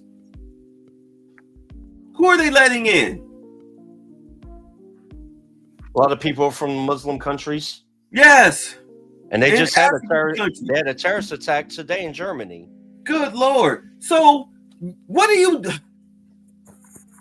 why do you think remember, I've been saying this for the longest. Why do you think Trump is trying to get rid of Trende Allegra and other gangs like that and the cartels, etc.? Why do you think he's going after the criminal illegals first and anybody else that had any dealing with them? You don't see them running up in hotels, cleaning out the whole housekeeping and laundry staff, talking about, oh, you're illegals. No. You need to get rid of your terrorist element first and foremost. That's what they're doing. The UK is sitting up here. Yes, you can have great gangs roam through our streets and attack our little white girls and whatnot. We'll cover it up because it's part of your culture. I mean insanity. Mm-hmm. This is what JD Vance was trying to tell them in Munich. Y'all need to reverse all of this because you're leaving yourself wide open. And when crap hits the fan on you, especially now that the one thing that I feared, which was having a foreign power hire these illegals, these criminal illegals, to cause chaos and destruction here in the United States. You've just opened you put yourself in that very same situation. And the thing about it is that you're too goddamn stupid to realize that you need to reverse it because you left yourself wide open for this. Mm-hmm. Why are you listening to BlackRock? Why are you listening to George Soros? What the fuck is wrong? Are you really this guy? You know what? That's what Swear, Jar. That's what you get. That's what you get. You about to get what you deserve. Oh yeah, I know. Swear jar. Yeah. Oh my God. Well, that's a dollar. Dun, dun, dun. Well, that's a dollar.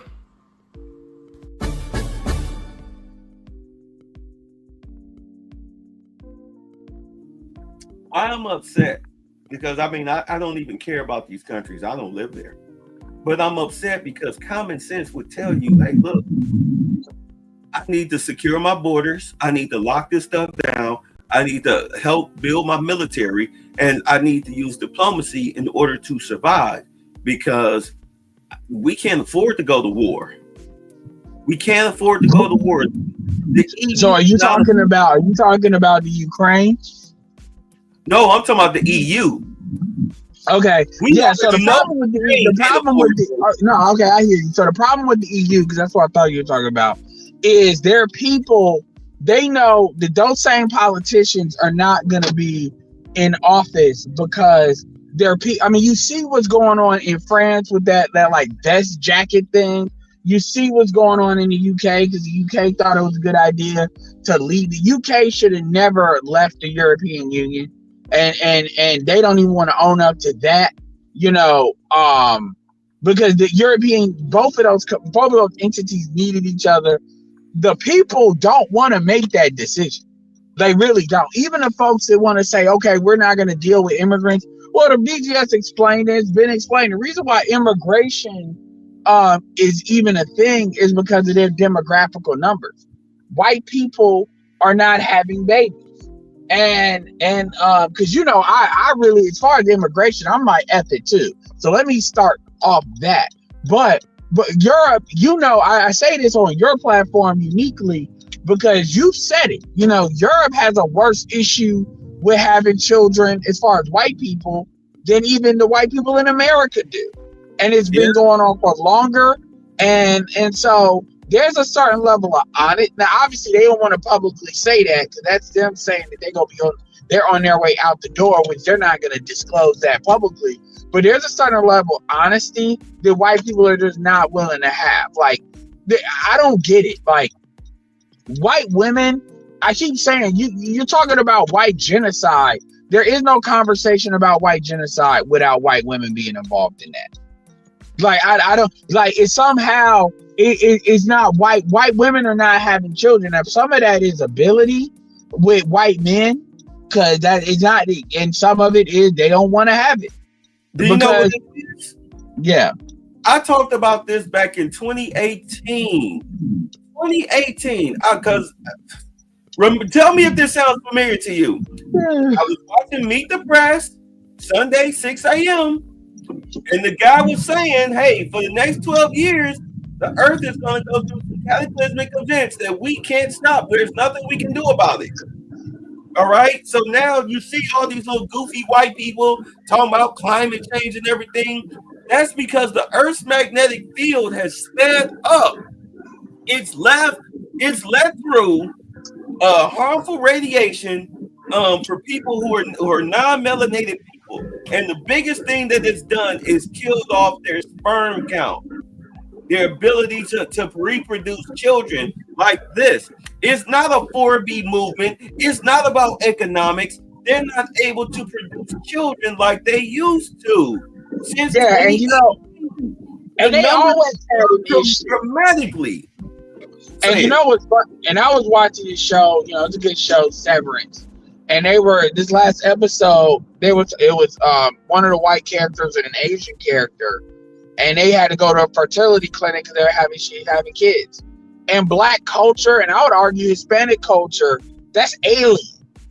That's alien to us. This is what I mean when I say dog whistle. That's alien to us going to a fertility clinic, so it doesn't have the same kind of impact. The only time you see Black people talk about some fertility clinic is if they want to have kids north of 40, or when they ain't got no business having. But when you in your 20s, even Russell, the dude that created ClickFunnels, Russell Brunson, He talked about that, how him and his wife had to go to a fertility clinic. And this is when he was in his late 20s, early 30s. And she was in her, like, they're in their 20s. They're late 20s. We're not talking about, okay, they're out of it for having kids. He's a Christian guy, old school. He wanted, so, Are they white? Huh? Are they white or black? White as hell. Okay, all right. Both of them, yeah. So my point is that's what I mean when I say dog whistle. That stuff resonates with them versus with black people and Hispanic. That kind of goes over our head because we don't have that same kind of situation. We're way more familiar with abortion than we are a fertility clinic. And so my point is, they've been going through that. And so now what you're talking about with the earth speeding up, that's made it worse. And so, and then on top of the feminism, then there's a fourth industrial complex where the need for children, from a practical standpoint, like more working hands is not necessary. On top of the feminism, I mean, you just got a perfect storm. Yeah, really. And it's kind of ironic because they know, like, with their sperm count going low, why do you think they're going hard in the paint trying to push the AB on us? Well, I mean, they can try to do that all they want to, but that's not going to work. I mean, because ultimately, it's not working in mass. I mean, the women are cooked, but the women are cooking themselves. Once these women, they're seeing that their quality. See, what happens with a lot of the alphabet stuff is the reason why that hasn't completely collapsed on itself yet is because women do that African kinship network BS. And I've seen it. Like, women will put their money, they'll go 50-50 on each other because they have to. Because they can't play. Nobody has the masculine role. So typically they'll do this like we're kind of like Bonnie and Clyde against the system, and they'll do that.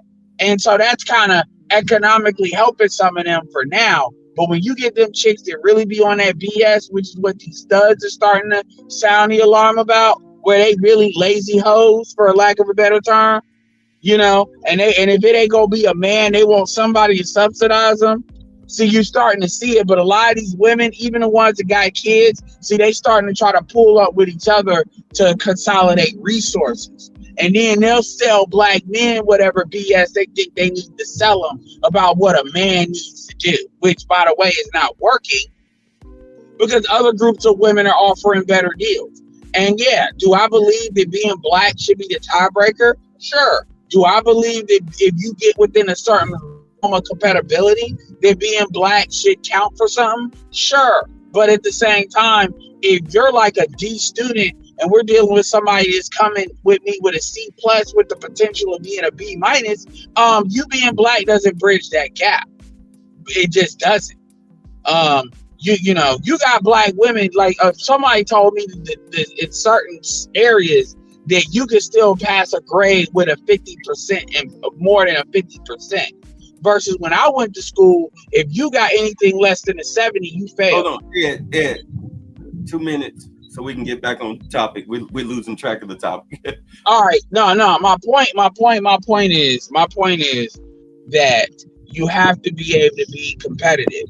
And going back into the European thing when it comes to having kids, just to dial it back. Again, they don't want to come into compatibility. Basically, what I'm saying is this. Europeans are acting like black women, the European population. And when you tell them you need to do little things in order to be better, basically what J.D. Vance did, pretend J.D. Vance was talking about a whole bunch of black women and telling black women they need to do better. Y'all need to learn to cook and clean, not for a man, but for your children. But they still want to scoff at you. That's basically the response J.D. Vance got. And that's why Europeans, the way they act, they're trying to I need to preserve the status quo mode, not understanding the status quo is gone. What do you see black women doing? The status quo has been gone, but let Kevin tell them they need to do right. They tell Kevin Samuels to rest in hell. I'm done. I'll leave it there. No, you fine. But yeah, I think with the EU, what they've done right now, what they're doing right now, as far as with their country, and then trying to cut somebody drop? Oh yeah, Al dropped. He'll probably be back. With what the EU was trying to do, we're trying to get a bigger cut of the pie of these Ukrainian mineral rights, whether they real or not. I think what they've done, I think they have really. The best analogy I can give you is that your brother stole your wife's $12,000 tennis bracelet that you got her for Christmas 2 years ago. You stole it. Is he back? There you go. Oh, it's International Jay. What's up, Jay? What's going on, brother? Shout out to the panel. Yeah, the EU are about to be shown that they ain't got no teeth for real, because they about to get punched in their chest and be out the fight, and be exposed that the EU ain't nobody to worry about. Because without the United States really behind them, what they gonna do? They not gonna do nothing. They ain't got the troops to send to Africa. They don't have they don't have the political power. They really have nothing. Like, in all honesty, we as America, we have surpassed them in so many ways. You know, like it's almost like, you know how your little brother, you beat up on him while he's a little kid and a teenager, and all of a sudden he goes off to the military at 18, and then he comes back at 24, and not only is he taller than you, but he's a hulky mass of muscles. You know what I'm saying? And you get to try to plan with him, and he mess around here and give you like 30% power, punch in the chest, and it feel like 80. Like, yo, man, I don't play like that no more. That's us to the EU. We're not punks anymore. We got a man. Let's just be honest. Trump is a man. We got a man in the office, and he's grooming JD Vance, who's already a man.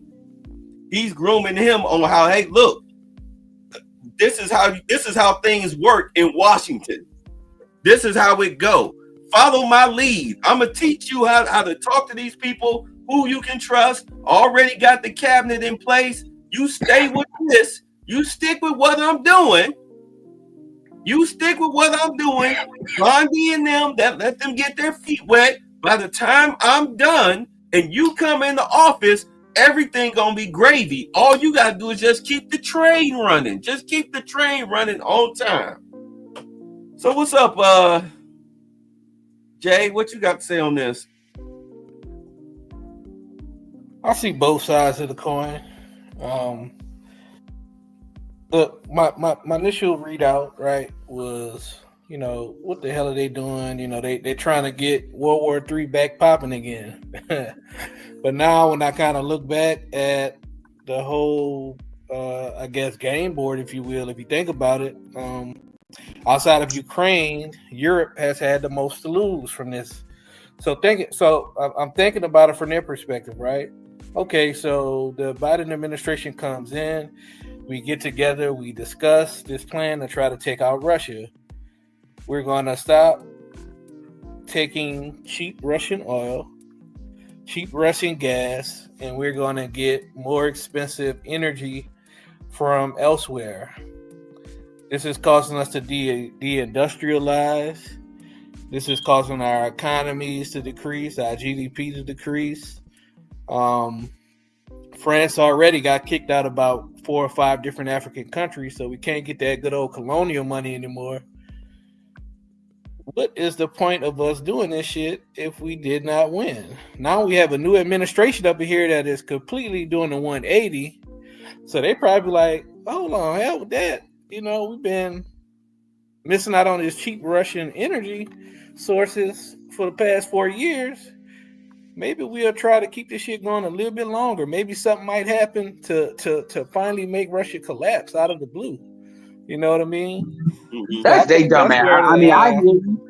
That's a good devil's advocate. That's why I think they're coming from. Go ahead. Yeah, that's where I think they're coming from. Because remember, United States was telling everybody, "Hey, don't buy no more Russian oil. We're gonna put sanctions on them." You know, they all the people in the media was like, "Oh, Putin got cancer. He's gonna be dead in a few months." Yep. The Russians gonna run out of ammo by the end of 2023. Remember all those old stupid articles that was coming out? You know what I mean? You know what that sound? You know what that sound like, Jay? That sound like black women saying the white women basically told us that we were gonna usurp patriarchy, and they went along with that. And now they realize that shit ain't done. Now they trying to act like they victims. They knew what it was. They know about Russia more than the U.S. do in a lot of ways because they right up in there. Poland wasn't on that bullshit. That's on them. They knew what they were dealing with. They've been going through the bullshit since Greece. They're going through the bullshit since Greece. They knew it wasn't sustainable. Here's the thing, though. They knew the part where I think they miscalculated is I don't think they thought Trump was going to win until towards nobody. He wasn't supposed to. Yeah. I think that they thought Biden, Kamala was going to be in that second term, and it was going to be his business as usual. Trump wasn't So that's really where I think the monkey wrench kind of went into their system. Like, oh shit, we about to have we're living in an alternate dimension. Yeah, because it was no coincidence that 3 days after between Biden and Trump that they tried to kill him. Yeah, I mean, think about it. They've had 2 public assassination attempts. You had the one where he was part of it, get shot in the head. You had the guy that was I think he was at Mar-a-Lago that tried to take him out. And that third person who didn't even get a chance. Yeah. Yeah. And then I think recently they had to scramble jets to Mar-a-Lago like last week. So they were scrambling jets, so they had some situations on that. So it's like, hey, we tried our best to keep his ass out of there. I mean, we put about 20 different court cases against his ass. He beat most of them. Yeah, so, I mean, imagine if you throw the book at somebody, like you're opposing the person you don't want to get in, and like this motherfucker beat all that shit. So now, what are you gonna do? Like, all right, I guess we're gonna try to put our money up and try to keep this thing going a little bit longer. Otherwise, what else are we gonna do? I mean, the damage is done. You have 4 years of not taking cheap oil and gas from Russia. And they're deindustrializing, So the reality is we act like, if you look at it, okay, so Europe. Hold on, I'll let you have it, but I will put it to you like this: when you go for the king, finish it off. You better not miss. All right, go ahead, man. Yeah, well, if they let's keep it real. If Europe was getting cheap oil, let's say they were getting cheap oil. Let's say they were getting cheap oil and everything was going fine. None of this ever happened. Nothing changes. Like, they're still in the same. They may not be as in things happening as rapidly, granted, but they would still be in this situation. It would just be slower. At the end of the day, the Africans are doing what they're doing. It's speeding up because Russia has an invested interest in undermine. They got to do what they got to do to undermine the Europeans and Americans as a consequence of what they're having to deal with. And so that's the immediate. But behind that, you got China. Like China is, even though China's doing its own thing on stuff on the continent, you're not. The Africans know they can depend on them. And so even as long as they do deals with the Chinese and deal with the Chinese, the stuff, the BS that comes along with that. So ultimately, your leverage is not there. It's kind of like an abuser. It's like an abuser that they had a gun on you the whole time and they did all of this unspeakable stuff to you or whatever. And then all of a sudden you get the gun. And then, how these, it's almost comedic how they be like, well, we were friends, right? You know what I'm saying? That's the mentality they're on. And that's from people that are in the know. For people that are not in the know, because you got to really think about it. most of the pseudo racist white folks, the white folks that like to say it's not about race, but it's always about race with them. You know, the conservative talk about, they're not talking about the BRICS, they're not talking about none of this. To in their mind, this stuff is not happening. But they're talking more domestic. They're talking more, you know, they want to talk DEI all day, every day. And I'm like, yo, y'all got bigger problems to worry about than some DEI that it turns out white women and to extension you were benefiting from. Kathleen Kennedy. Fellas, Red, AB, International J, Al, what have I been saying ever since Trump got elected about racism? I don't know. What did you say? I've been saying, don't worry about that. That's the last thing that should be on your mind. Getting your money together. Your money, the weapons, your food, all that stuff. You need to be getting that stuff together because we still not out of the woods. We're still not out of the woods because let's be honest. If you mess around there, if Putin mess around there and destroys either France or the UK, we have no choice but to get involved. Because it's like, all right, we may be having a tit for tat with them, but we're not just gonna sit there and let you just do that. You know, they're not gonna. I ain't gotta worry about that because China's not gonna let that happen because China's playing the long game. So yeah. And that interferes with China already didn't like how long this because remember China and Russia have common interests, but China ain't never forgot about how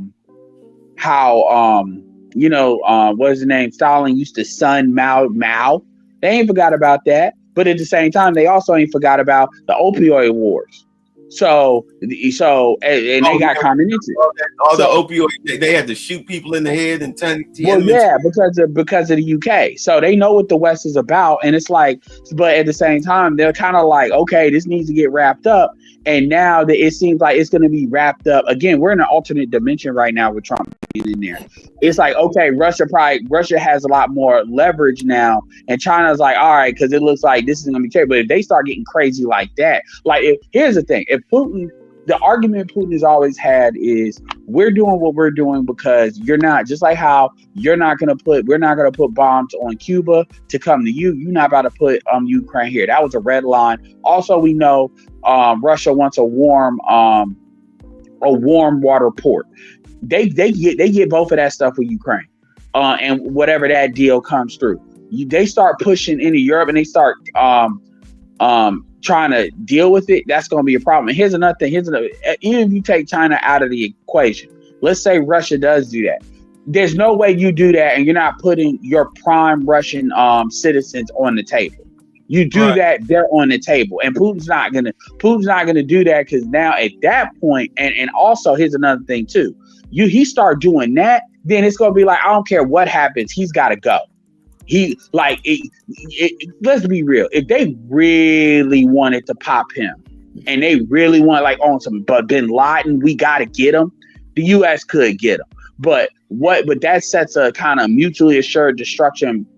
That sets a metric for these top heads of states on, buttons. But if he started playing with Europe like that, yeah, that would be a different equation. And that's what I'm getting at. If you force, if the UK through the EU force Putin's hand because of manpower, to where he feel that he gotta, even if it's hypersonic or tactical, even if it's tactical nukes.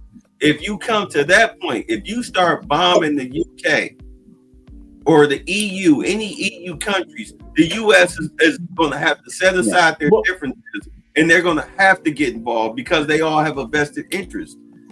Yeah, but with Trump, all that is dead with Trump getting in there because the pressure, because now it's like all this pressure that Putin was being under, all of that is being like the water's being turned off. I mean, you see that was true before the Zelensky situation. Zelensky wouldn't have popped off like that if it wasn't real things not going the way that he wanted. And that's why the Europeans are talking about, well, we'll do it ourselves. The Europeans are not capable of doing it because their people are fat on the hog.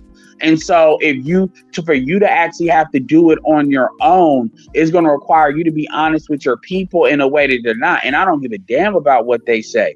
Them European populists don't give a fuck about it that much to start really sacrificing. They don't care about Ukraine that much. Plus, they are not. Okay, I'm looking off in the distance. I hear what you're saying, but I'm looking at the outcome of this being very bad because the UK are not like America. All right, we are very physically violent people. We are desensitized to. I mean, we watch people getting stomped out and murked and whatnot. We watch those videos for fun. Okay. Whereas they, tea and crumpets and I mean, that they're throwing their own citizens in jail for Facebook posts and Twitter posts and all this people and shit. Right. They're a very pussified nation. They're a very pussified nation. So we're not going to have a choice but to wind up getting involved unless we can figure out a way. You know what? Let's just be honest. You got to bring Zelensky back to the table. But in all honesty, I have to be honest. What they really need to do, the U.S., they need to go find a way to arrest and suspend his presidency in Ukraine. You have to find a way to do that because in all honesty, all of this would have been over if he wasn't there. Let's just be honest. Yeah, I mean, like I said, but a lot of what he's doing is because the Europeans on the low are trying to play games because they still think Trump and Vance because they don't really, you gotta be real, they don't know Vance like that. Vance ain't they would have never fucked with Hillary like this. If Hillary would have went a different way than they wanted to go, because they know what Hillary is about, versus they don't know what Vance is about. They seeing Vance is basically, they look at Vance as some hillbilly that used to be a Marine. They're not seeing him. They don't treat Vance as, here's the thing. I'm very neutral on Vance, because, I know how stuff could go and I know what them Ohioans are about, the good and the bad, but it's something. I've lived there. I got family there. I know. I'm an Ohioan. I know. yeah, you know what I'm talking about. I'm an Ohioan. I know how they go. Them hillbillies they'll call you the N-word and then they'll act like they just called you a B and they were drunk. Like you just supposed to accept that. Like, So my point is, it's something about Vance that Vance is almost being treated almost like a black dude where people just keep trying him this shit and try him. This was even going on in the news cycle where people would pop on him in a way I haven't seen people pop on any other senator. Like even at the senatorial level, like even minority women, white women, they'll just get real extra fritzy where the point is Vance has to assert himself. Now he does. But just the fact he has to do it would have you thinking this must be somebody that's not white, or he can't be white because the way they acting is it's the same thing with the Europeans. He goes over there and it's like y'all are acting like what he's like. You're talking to him like he's not a potential next president you have to deal with, and it's like yeah, it's like, and it's like, he's being treated like he's a millennial, and they, you know what they're treating him like how they should have been treating Kamala Harris. This ain't serious, like this ain't really serious. Give me the boss. You just sending me the child, and it's like I don't know. I'm gonna keep it real. In a lot of ways, you need to worry more about JD Vance than Trump, because JD Vance is a politician. JD Vance is a politician's politician. JD Vance was a venture capitalist. So don't act like he just is ignorant to he knows the business sector, the private sector. He has the kind of look that white people would very much. The only thing JD Vance is missing is the white wife. He is the younger version of Trump. If you remember how I Trump do was believe like, JD Vance is his own person, but I hear you, but look, what I'm saying, but yeah, listen, when Trump was like in his 30s, 40s, right? He was very reserved. He wasn't how he is now. That comes from age and wisdom, the Trump that you see now. Plus being in the media market and everything. But Trump was never a politician.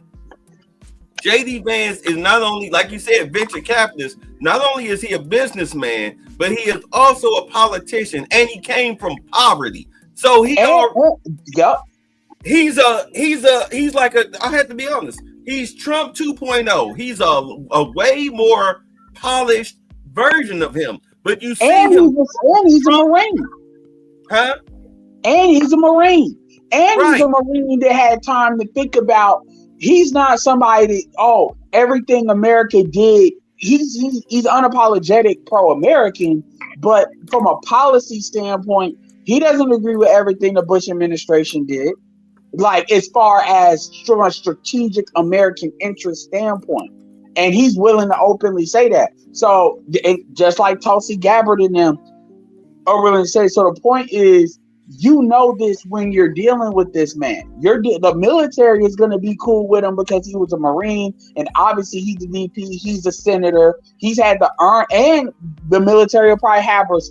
Because here's the thing: there's something that probably the military would take pride in, as this is a white dude that did not come from like money and the best of the best, and the military was like the turning point in him having the opportunity to be what he is now. You know what I'm saying? Quick question. First, I'm gonna go in order. Red, what dirt do they have on Trump? I mean, have on Vance. JD Vance? Yeah, what dirt do they have on him? That I don't know, unless they pull up something from his military record, or if he had any problems growing up in the trailer park. AB. Yeah. What dirt do you think they might have on Vance? I don't know. We did an Indian woman? International J. Oh no, that's nothing. Jay, what do you have? What do you think they have? Who is they? They, as far as, okay, let's go Democrats. What dirt do they have on Vance? What do you think they can use against him? Yeah, I don't think they have anything. He's too bold. The way he's acting too bold for me to think they have something on him. Ed? They would have put it out already. JD Vance has a book. I actually did a video that I experimented with AI on, where I translated an article that said 21 things about JD Vance, and JD Vance has a book out there. He has a book. If they had stuff, they would have put it. Remember, they didn't want Trump in the White House. JD Vance torpedoing him would have been able, like waiting for him to get selected and be torpedoed would have been a way to keep him out of the White House. They were pulling all the stops. If they had something on Vance, they would have put it out. If they had something on his wife, they would have put it out.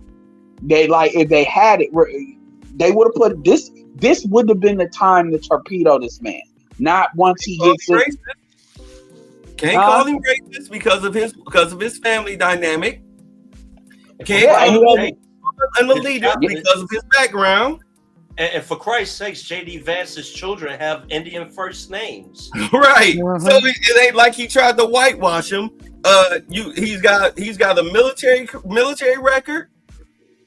He knows finance. You have nothing on this guy.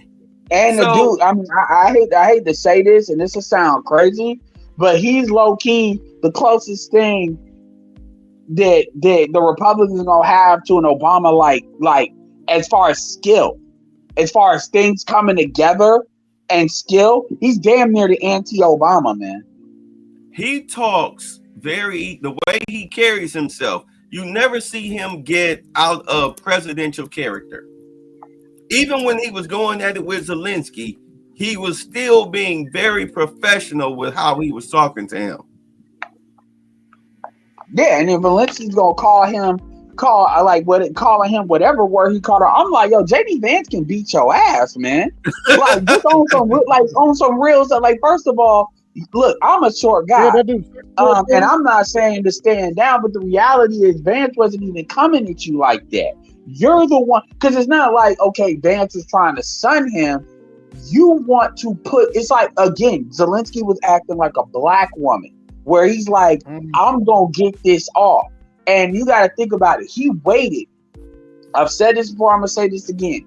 I have a lot more leeway on how we communicate privately than publicly. If you try to embarrass me publicly, you try to sun me publicly as my woman, that's zero tolerance. Meaning you don't get a second chance to do that. Because I know what you're trying to do. You're trying to use the environment to put me in a pressure cooker situation where I smack your ass, or I gotta, try to get out of the situation. And you're not my girl if you do that. That's what Zelensky did from a diplomatic standpoint. He purposely did that, and then he sat there and I don't care if the Europeans gassed him up to do that. That is very bad how he did that. And like you picked the right one. But truth be told, Chuck Schumer. Yeah, and truth be told, Obama wouldn't have been the one to pull that shit either. What'd you say? But Obama would have handled it. Obama would have handled it behind the scenes See, Obama was the type of person where he would have kept a good face and it would have been fine. But behind the scenes, he'd probably have a much more stronger reaction than even Trump, like as far as policy. Wow. All right, so let's move on. What's the next story? You got it? Yes, sir. All right, let me go to the screen. Because we'll be here all night talking about this. Alina Habba says there will absolutely be new criminal prosecutions from Epstein list release. Americans should expect to see new criminal prosecutions brought against individuals revealed to be involved in Jeffrey Epstein's pedophilic sex trafficking ring. I'll believe it when I see it. Counselor to the president, Alina Habba, said those on the client list and who protected their friends from being outed as rapists and who likes cheese pizza need to be held accountable. She also said the incredibly disturbing documents includes flight logs and information with names of clients who engage in illegal activity. You threw that in there. Asked if the government will be pursuing criminal charges against these individuals, Habba said, absolutely. I think it would be negligent for us not to, she told Piers Morgan on his show Uncensored. You have to hold individuals who are indeed rapists accountable. We need to have them tried, in my opinion. Nobody should be dismissed, she went on. You have to have your time in court and your case will be heard. But to hide lists, to protect political friends, all of that, we don't have time for that. But the New York Post reports that a client list is not among the information that will be included in the initial release. Shazam. This is kind of like Homelander. Remember that scene with Starlight and Homelander said, come on, you know what, do it. Let's light this candle. Sure, I'll lose everything, but I'll have nothing to lose. The reality is if you label a rich person, like a very rich and powerful person, like a pedophile, okay, you've labeled them that, but they still got their money. They may lose. They still got income they developed. It's not like all their investments and everything just necessarily disappears. Yeah, people might not want to deal with them, but they still got a lot of resources before they run out of their resources to come and deal with you. And if you're gonna put somebody out there like that, let's keep it real. At that point, they don't care. They're like, your kids are on the line. If I'm already this, and you've already marred my family, I'm going genetic tree on you, and on anybody involved. So I'll believe it when I see it. Go ahead, Louis. No, that's all. No, there's more. Scroll Oh, down. it is? Yeah. Scroll down. Oh shoot. Let me 'cause I took the screen down. Oh, you took the screen down. Wait, let me share screen. I thought that was it. No. No. Well, all this You oh jumping guns. no, because I was going down, I see all these other like all this spam and stuff on this page. Daily Right. Mail. They need to organize their page better. The files were compiled in binders circulating around the White House on Thursday afternoon, labeled Phase 1, suggesting that more drops will be forthcoming. One person who reviewed the files in the West Wing said the release will likely be a disappointment to those eager for bombshell new evidence that connects Epstein to prominent political figures and business leaders. Mm. The only person who has been tried and convicted so far in the Epstein gas is British socialite Ghislaine Maxwell. Epstein HD. Secretary. I'm sorry, go ahead. They need better editing. I think those supposed to be had, yeah. Yeah, Epstein had a decades-long association with Maxwell. She was convicted in 21 on federal charges for sex trafficking after she recruited young girls for the cheese pizza ring, as well as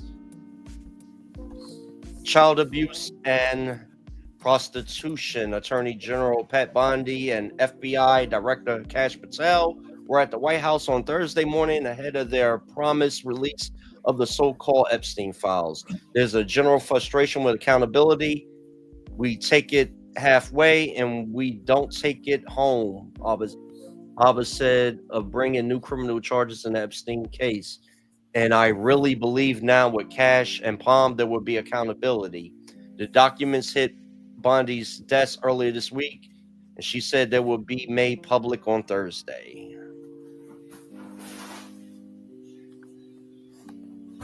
Abbas said that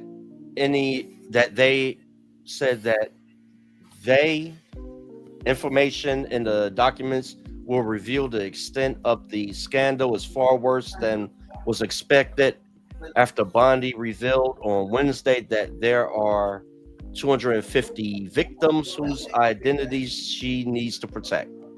We have to be patient when you're dealing with victims, Abba told Morgan. After Epstein's death in August of 19, many felt justice would not be brought to the victims of his organized sex trafficking operation, and that the identity of his co-conspirators will forever remain a government secret. But Trump issued an executive order last month directing Bondi to release previously classified records, including the Epstein files and documents on the assassination of JFK, RFK, and MLK Jr. So we got Charles. He finally made it on, CF time. Yeah, I was having computer problems. Oh no, you good? We good. We already said, you come when you come. We ain't even sweating it. Play his intro. Switching on that. You gonna play his intro? All right. Yeah.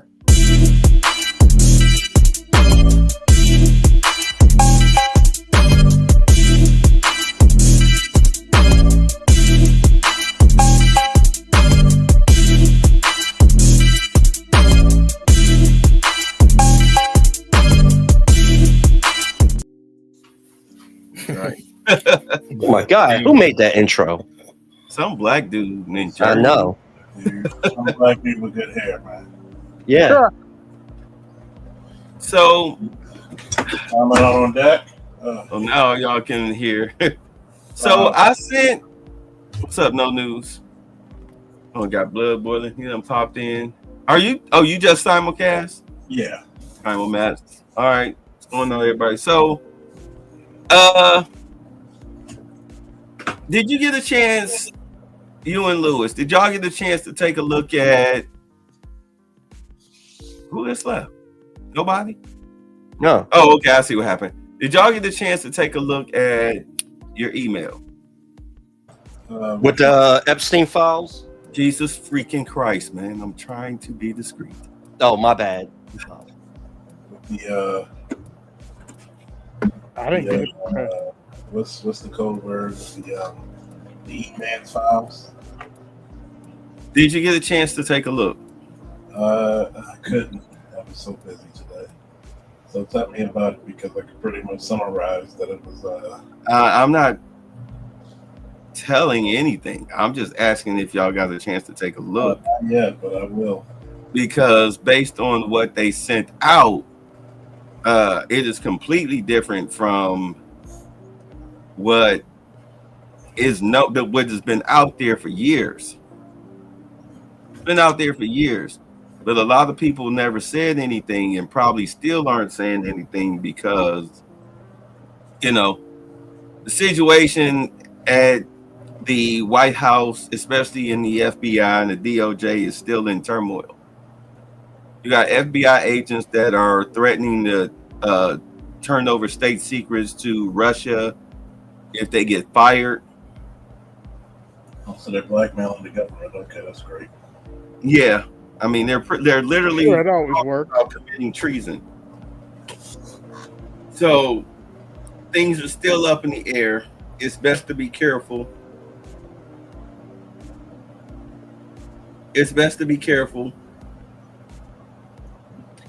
But the way I see it is if they actually do what they say that they're going to do, and they actually do release unredacted versions of it,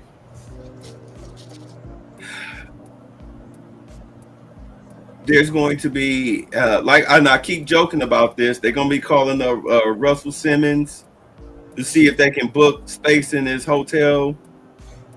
There's going to be self deletions, and there's going to be people copping pleas. What y'all think? There's going to be people going to places where there's no expedition. Mm-hmm. I'm just going to say this, right? Remember about a year ago, and I can say this because, the election's over. Remember a year ago where there was a lot of naysayers and ne'er-do-wells who thought that we were insane? I thought that we were insane when we said there's a reason why y'all don't want Trump back in office. Especially with his last term that he'll be president, where he has literally nothing to lose and everything to gain. Mm-hmm. What happens when the guy you try to I'm not going to say the word, the opposite of resuscitate. You didn't think he wasn't going to have an axe to grind. I mean, he looks like Conan the Barbarian at this point. Mm-hmm. And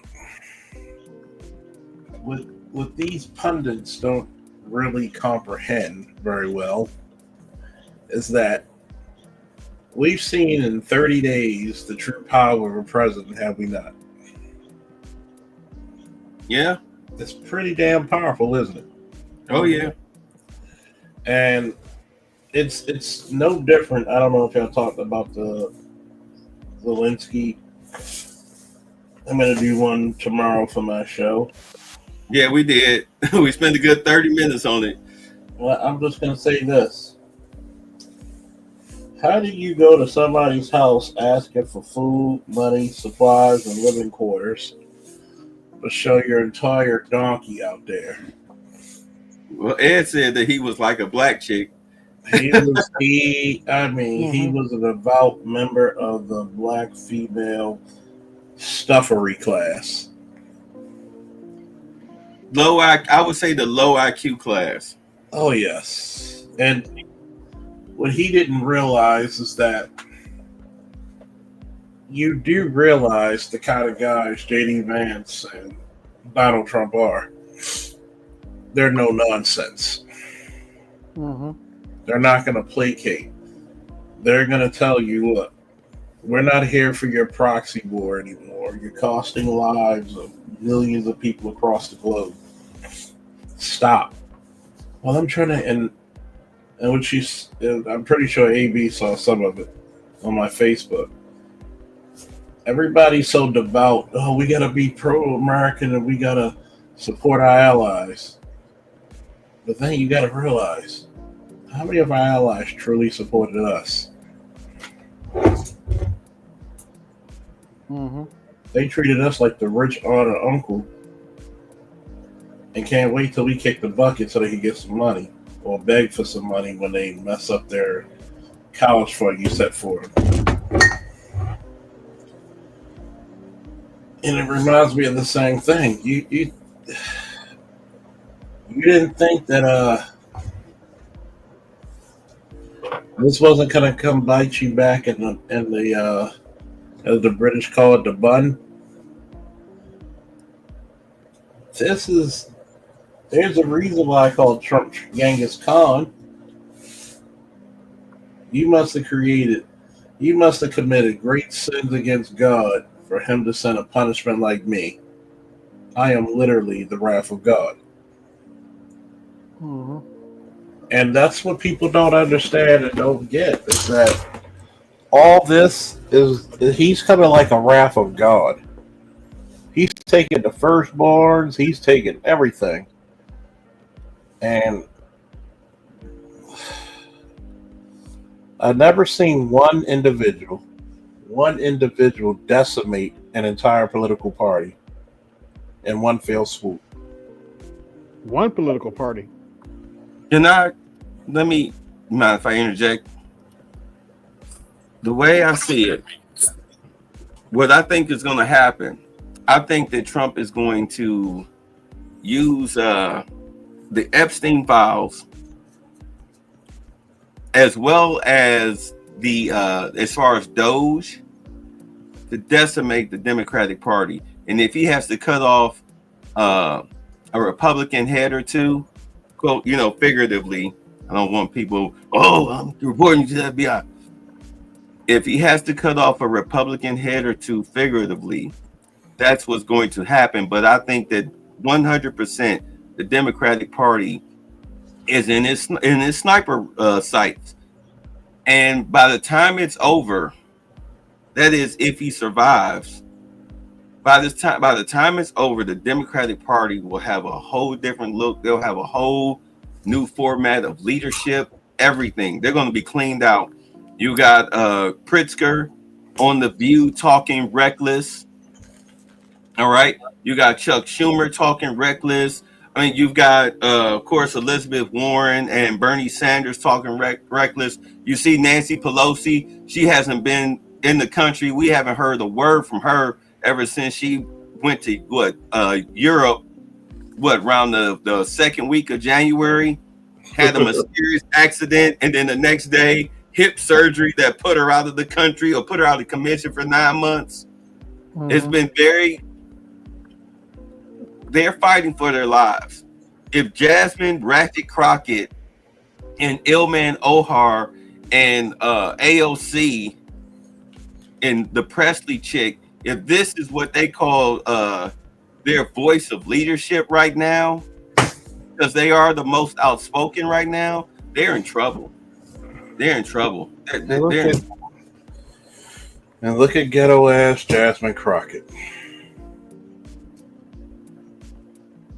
The ultimate hood chick with a voice.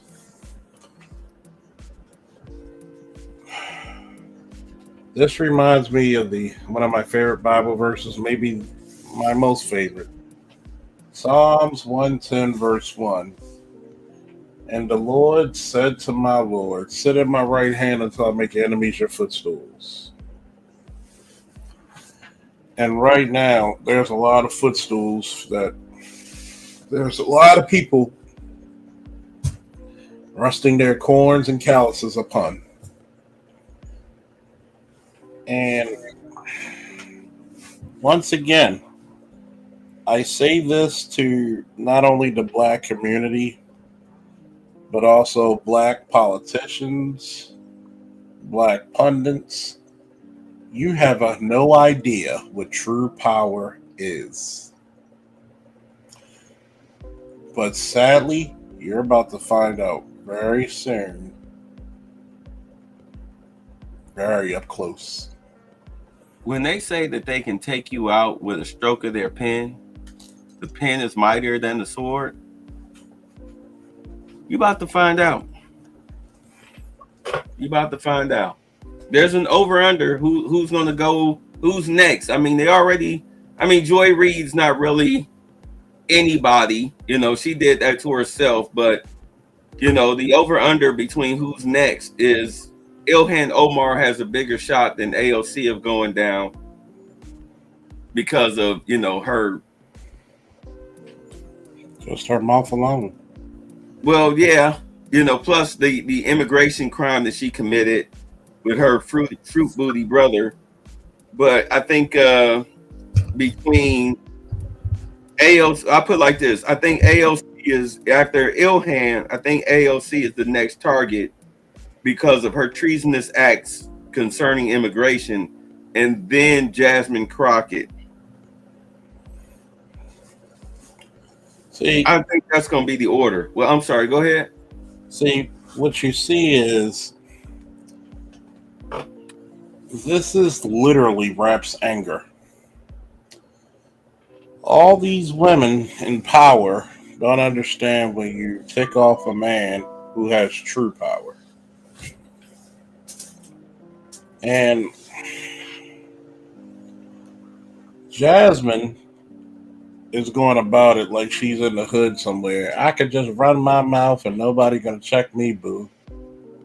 Mm-hmm. People don't understand. People like Vance and Trump, or Trump and Vance to say it in the proper respects to their offices, they play slow, long-term burning games. Death by 1,000 cuts, if you will. And if you're not smart enough to know that's a figurative term, then go back to school. Mm-hmm. They don't understand that.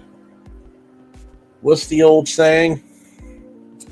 When Mark Grayson and Nolan Grayson went up against the Grand Region Drag. At first, you had my curiosity, but now you have my attention.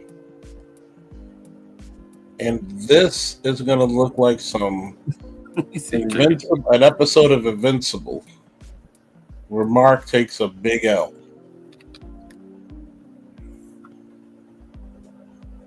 Yeah, that's gonna be Halloween's new motto this year: trick or treason.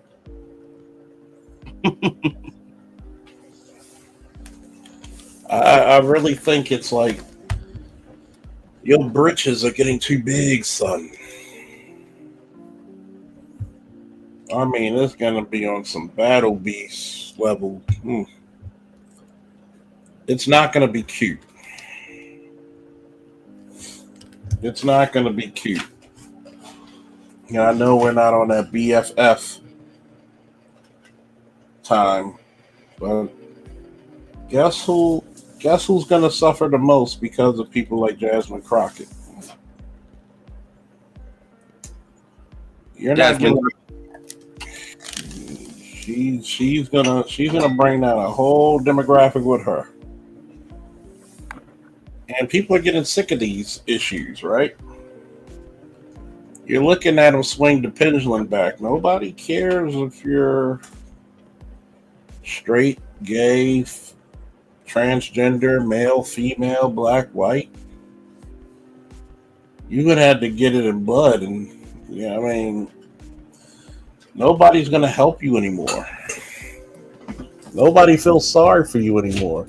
You wanted true equality? Well, here it is. What's the old saying, fellas? Be careful what you ask for, because you just might get it.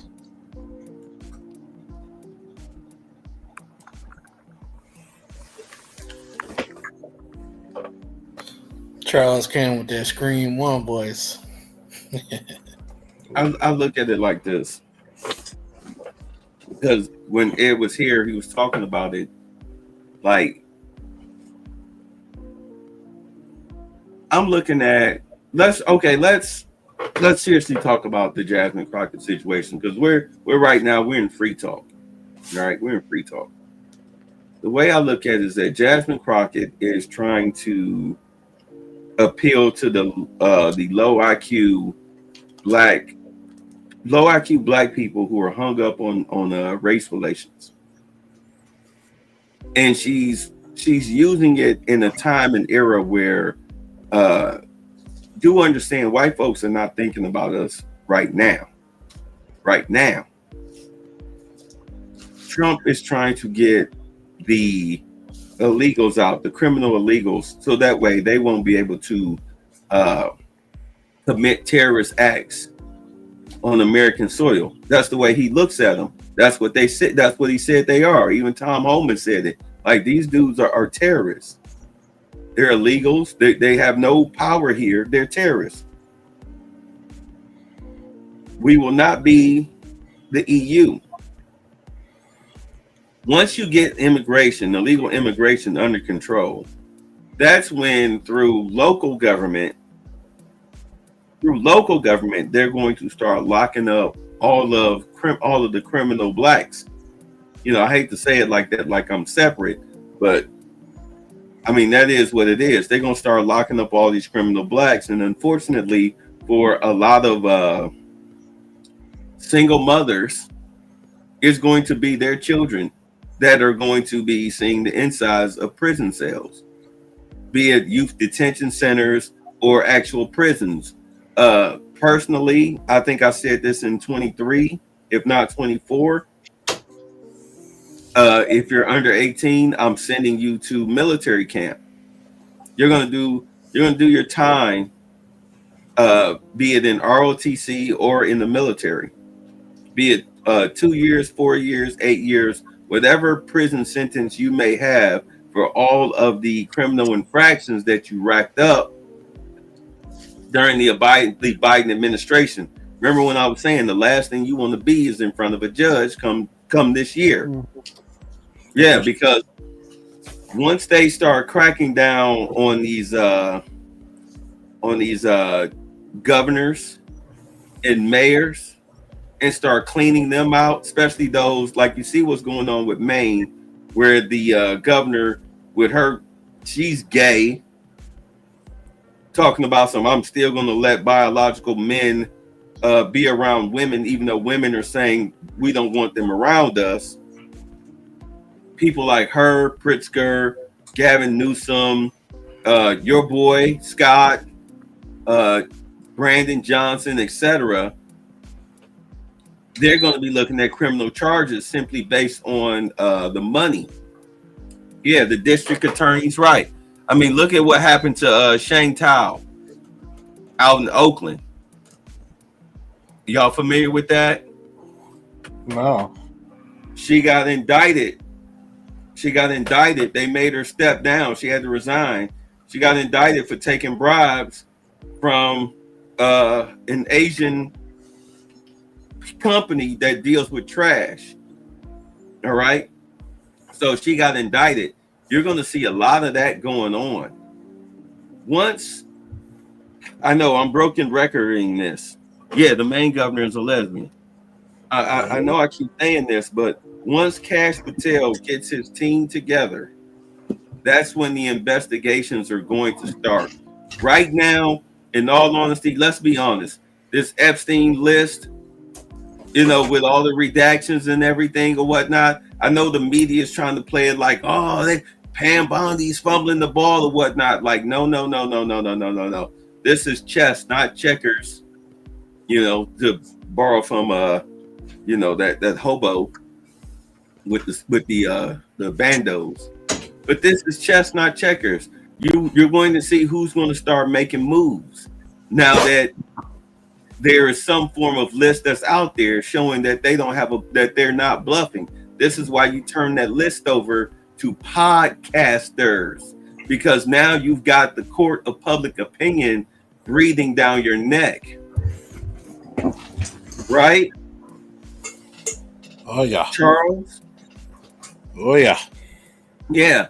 So when the real list, because I do understand she's got an uncensored version. Let's not be crazy. Doesn't matter what the FBI called themselves doing. Not everybody in the FBI is a traitor to the American government. They have the real files. They have the real files. So it's just a matter of time. But once Patel get his team together and they start their investigations, you're going to see a lot of governors, mayors, district attorneys, etc. They're all of a sudden going to start getting cuffs placed on them for misappropriation of funds and other crazy things. But they're definitely going to get them on the money. And then once they get down, you start talking to deputy mayors and other people who are ready to start turn state's evidence. Maybe they have a little dirt on them, but they want to play Eric Adams. You're going to see a lot of Eric Adams going on across, the United States, where the Democrats will be playing ball with the Republicans. They're going to be they're going to get rid of that freaking that defund the police BS laws, those garbage laws.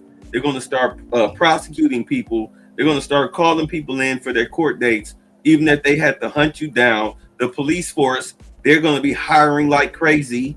You sent me that. Remember you sent me that? Yeah. Yeah, I'll need to do a story on that. They're going to be hunting people down like crazy.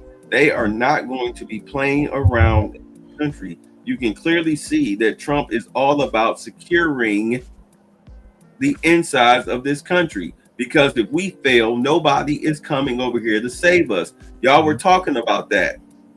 We talked about that many times. There's a reason why guys like Hegseth.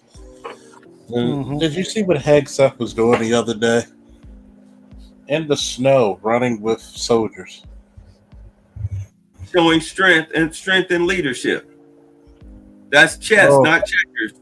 And it's a photo op. Of course it is, but it's a hell of a photo op. When did you see a Secretary of Defense run with troops? When's the last time you seen what is RFK? Food and Drug Administration. Right. When's the last time you seen one of them with their shirt off? I mean, think about it. RFK is damn near 70 doing pull-ups on Muscle Beach. Like they're trying to. But guess who was the Food and Drug Administrator? Guess who was the Food and Drug Administrator before him? Fat trans bastard, looking weird as hell. Looking like that weird uncle that you hope they don't show up to the picnic. Basically, Uncle Fester and drag. Yeah. Like, get the hell out of here. So, yeah, you're looking at them locking down this country, cleaning up crime, cleaning up drugs, cleaning up the streets, and securing the border. It's going to happen. And if you're not a criminal POS, you shouldn't really have anything to worry about. But watch, when they start getting towards cleaning up American streets, especially in urban areas, because that's what the Democratic media is going to focus on. They're going to call it racism. Oh, here it comes. They're going to throw us in chains now. This is what we were talking about. Watch. But here's the problem. If you notice one thing, hard-nosed cops like myself, they're trying to get rid of. Either make you retire or make you resign. Because you got to think, the first time in, 20 years, but right before the riots, the year before the riots, for the first time in 20 years, we had the homicide rate of Baltimore under 175. A year? In 1 year. That's not bad. It's usually 3 something. And after the riots, it exploded once again. You're telling me people like Brandon Scott are the answer? You have to go back into what the old Law 101 says about jail and prison. Number one, it's a deterrent. Number two, it's a punishment. Number three, it's a rehabilitation. Nobody's afraid of it. People would be afraid of it if you go by federal rules. 80% of your time is going to be served. Plus, you need to take the TVs and the phones out. You gotta eat. And get the women up out of there. The correctional having sex themselves. What are you doing? I remember when I was delivering a warrant one time at Central Bookings, and this chick tried to get smart, who was a correctional officer, and she was with her captain. And I embarrassed her. She said, well, the police need to stop committing crimes. And I said, y'all need to stop screwing the inmates. And he just laughed at her. The whole room just laughed at her idiocy because they didn't think I was going to come back that quick. And I just looked at her. I said, well, oh, was it something I said? I hope it stings and I hope it hurts. You better pray that a person like me never gets into a political office. You better pray that I'm never mayor of Baltimore. Mm-hmm. If it was, I will annex this place. First and foremost, you want to get a job, young black men? Every time you see a vacant, you're going to learn the true tools of the trade, how to fix it from the ground up. You're going to be so competitive that I'm going to literally make Baltimore look like Metropolis within 4 years. Well, what about the girls? They're good.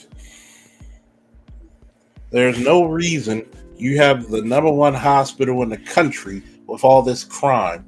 One of the biggest researchers on the planet. There's no reason you should have, within Baltimore, you have two major HBCUs. You have the best hospital, and damn near an Ivy League college, Johns Hopkins. You have Loyola, Villa Julie. You have all UMBC. You have all these colleges surrounding. And we don't have any of our people there. Something's got to give. Well, we got to do something about the crime. It's called putting the responsibility back in the parents and holding them accountable. What's going on with your boy out there that was trying to do that? Which one? Dag, the one with the curly hair, kind of light skinned. He was trying to hold the parents accountable for underage juvenile crime. Oh, you talking about Ivan? You talking about Ivan Bates, the state's attorney? Yeah, Ivan Bates. What's going on with that? I'll give him credit. He's been a lot more effective than Marilyn Mosby, for damn sure. They're getting there, and see, people always say the police don't do their. Well, the police don't do their jobs. Yes, we do. We arrest them. Just because we arrest somebody, it's up to the state's attorney to keep them there. People, and I'm going to tell people, y'all need to really go back into civics, because if you get your information from MSNBC and CNN, you're going to end up being a lot dumber than what you began. Because first and foremost, the people you should hammer, forget the mayor, look at your state's attorney. Look at your state's attorney. Marilyn Mosby, before and during her term of being state's attorney for Baltimore City, has not tried a Part 1 crime, which means major crime, in her career.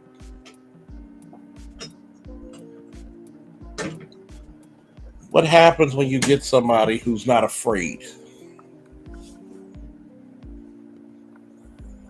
They do whatever. And that's the part where a lot of black people are going to get shook. What happens when you got a person? What is the old saying?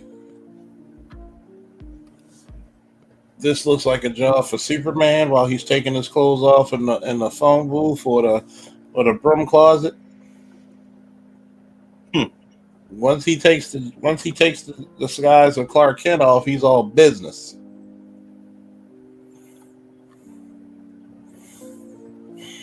Here's the thing about police and blood boiling.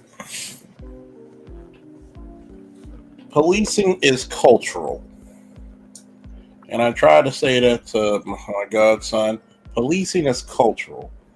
When he showed me a film of a white guy who was a Iraq war veteran and he had a rifle on his, I said, city cops and county cops are not the same type of cops. Your first 6 months, you probably dealt with, let's say you're in Baltimore City. The first 6 months of your career, probably even in field training, you probably drew your weapon. There are some people who haven't drew their weapon in 10 years. Or drawn. And I was in field training on a foot chase and the guy was turning. And I drew down on him. And that's like my first 2 weeks in field training before my graduation. So you have to look at it, right? It's all cultural. For example, why is that white cop going to have more time with that white guy in Iowa or Montana with a gun in his hand? Because the culture's different. They know that everybody's raised with a shotgun in the rack. You're not raised the same way in Baltimore, Philly, New York City, or LA. So the culture's different, so they're going to have more leniency towards that. When you see a guy with an AK or an AR or AR pistol in the streets of Baltimore, and I'm pretty sure everybody's seen the video where he got lit the hell up. Because those officers had nothing. If he would have started rocking and rolling with that AR, I think it was an AR pistol, they had nothing in their vicinity that could combat that. So when you look at things like the Duluth model and other things, policing's number one cultural.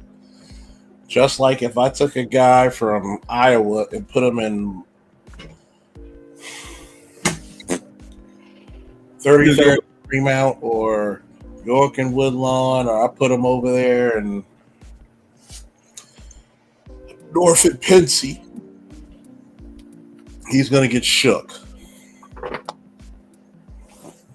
It's just like, Lewis will tell you, not all Marines are created equal, just like not all soldiers. There's guys, even though you're all supposed to be riflemen, everybody wants to go kill a commie for mommy and kill an Iraqi for daddy.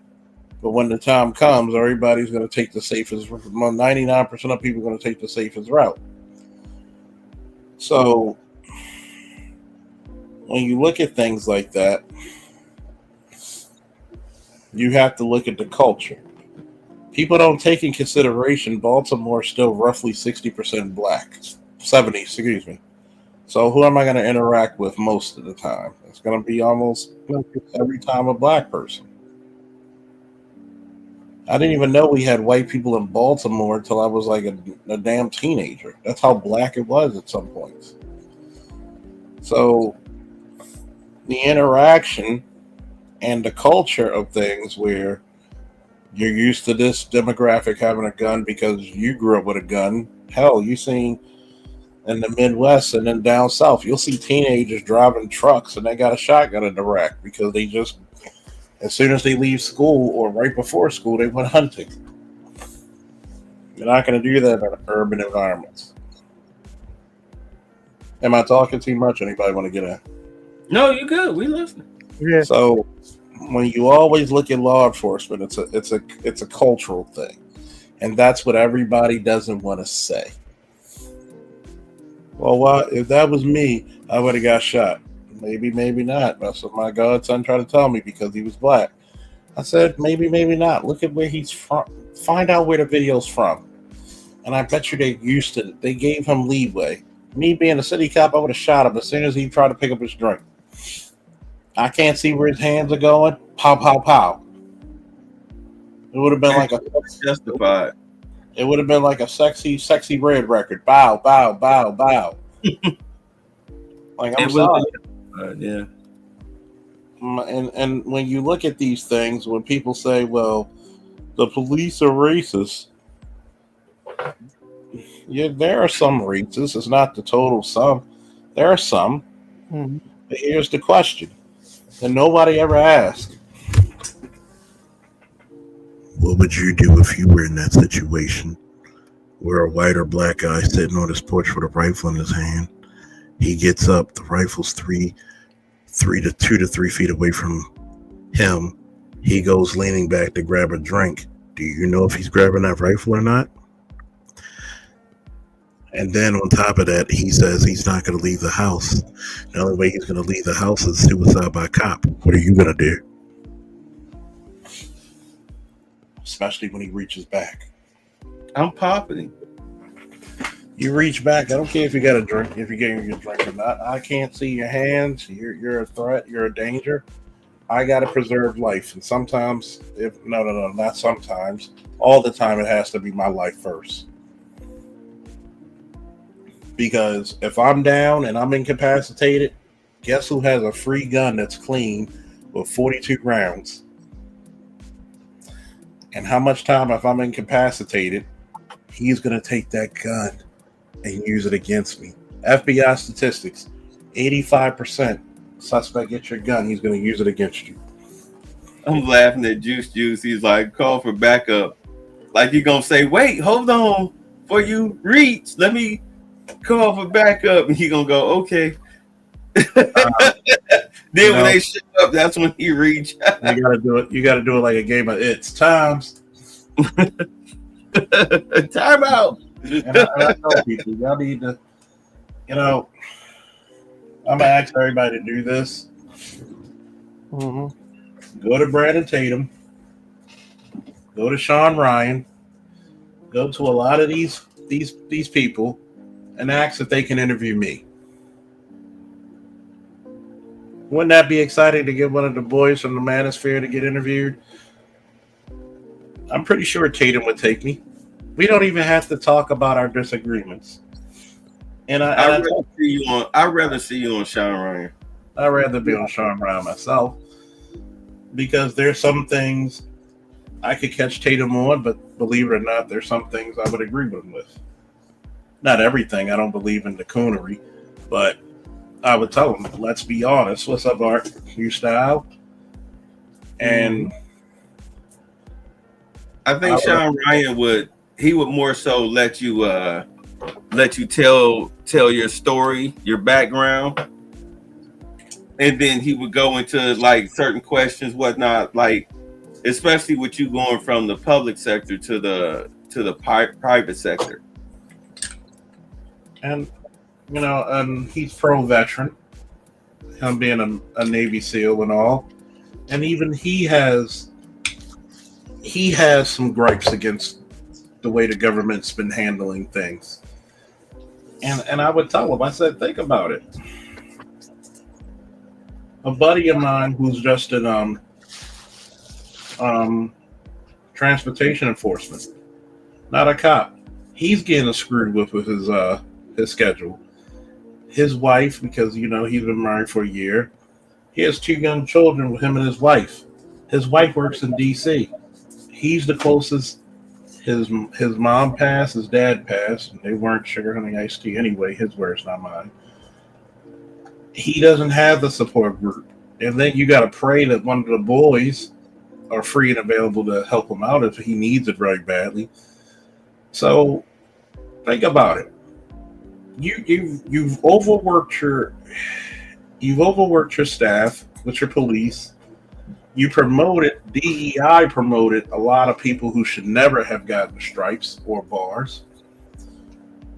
And you let the idiots run the asylum. I'll give you a quick example of what I mean by DEI in the police department. It was one guy. He didn't spend 4 to 5 months on the street when he graduated the academy. Somehow, some way, he ended up in community relations. There should be no goddamn way in hell that you should be in community relations with only 4 months on the street. He gets enough time, rub elbows with people, learn what to study. He gets promoted to sergeant. Oh yeah, by the way, this guy who got promoted to sergeant, he left his service pistol in a bag in the roll call room for 3 hours.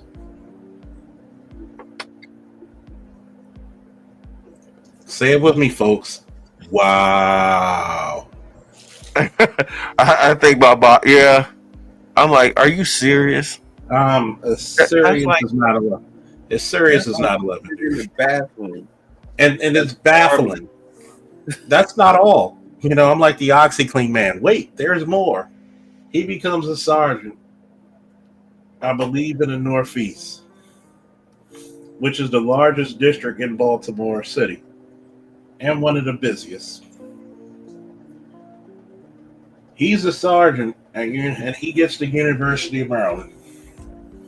He has a shooting victim, and the guy who drove him there, he literally allowed the guy to drive the car to go to 7-Eleven and come back.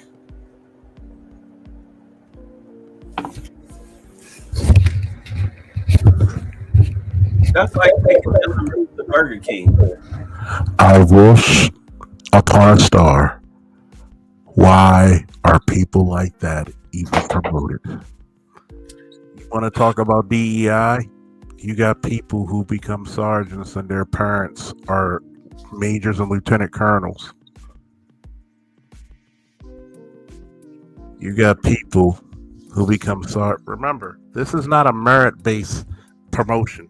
It's a multiple question test, and you go in front of the Sanhedrin of 3, and don't think that if somebody higher up likes you, they're not going to put your name out there for all the people who were look at the oral exam, listening to you.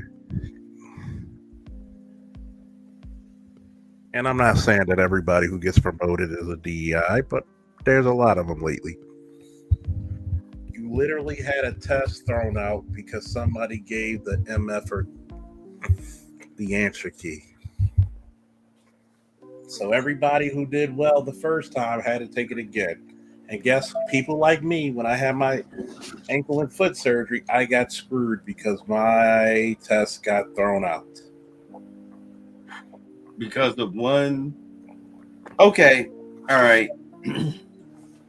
So when you talk about these things, these are the people who are getting in positions of power within your police departments who were vastly incompetent and negligent, and you wonder why crime persists the way that it does.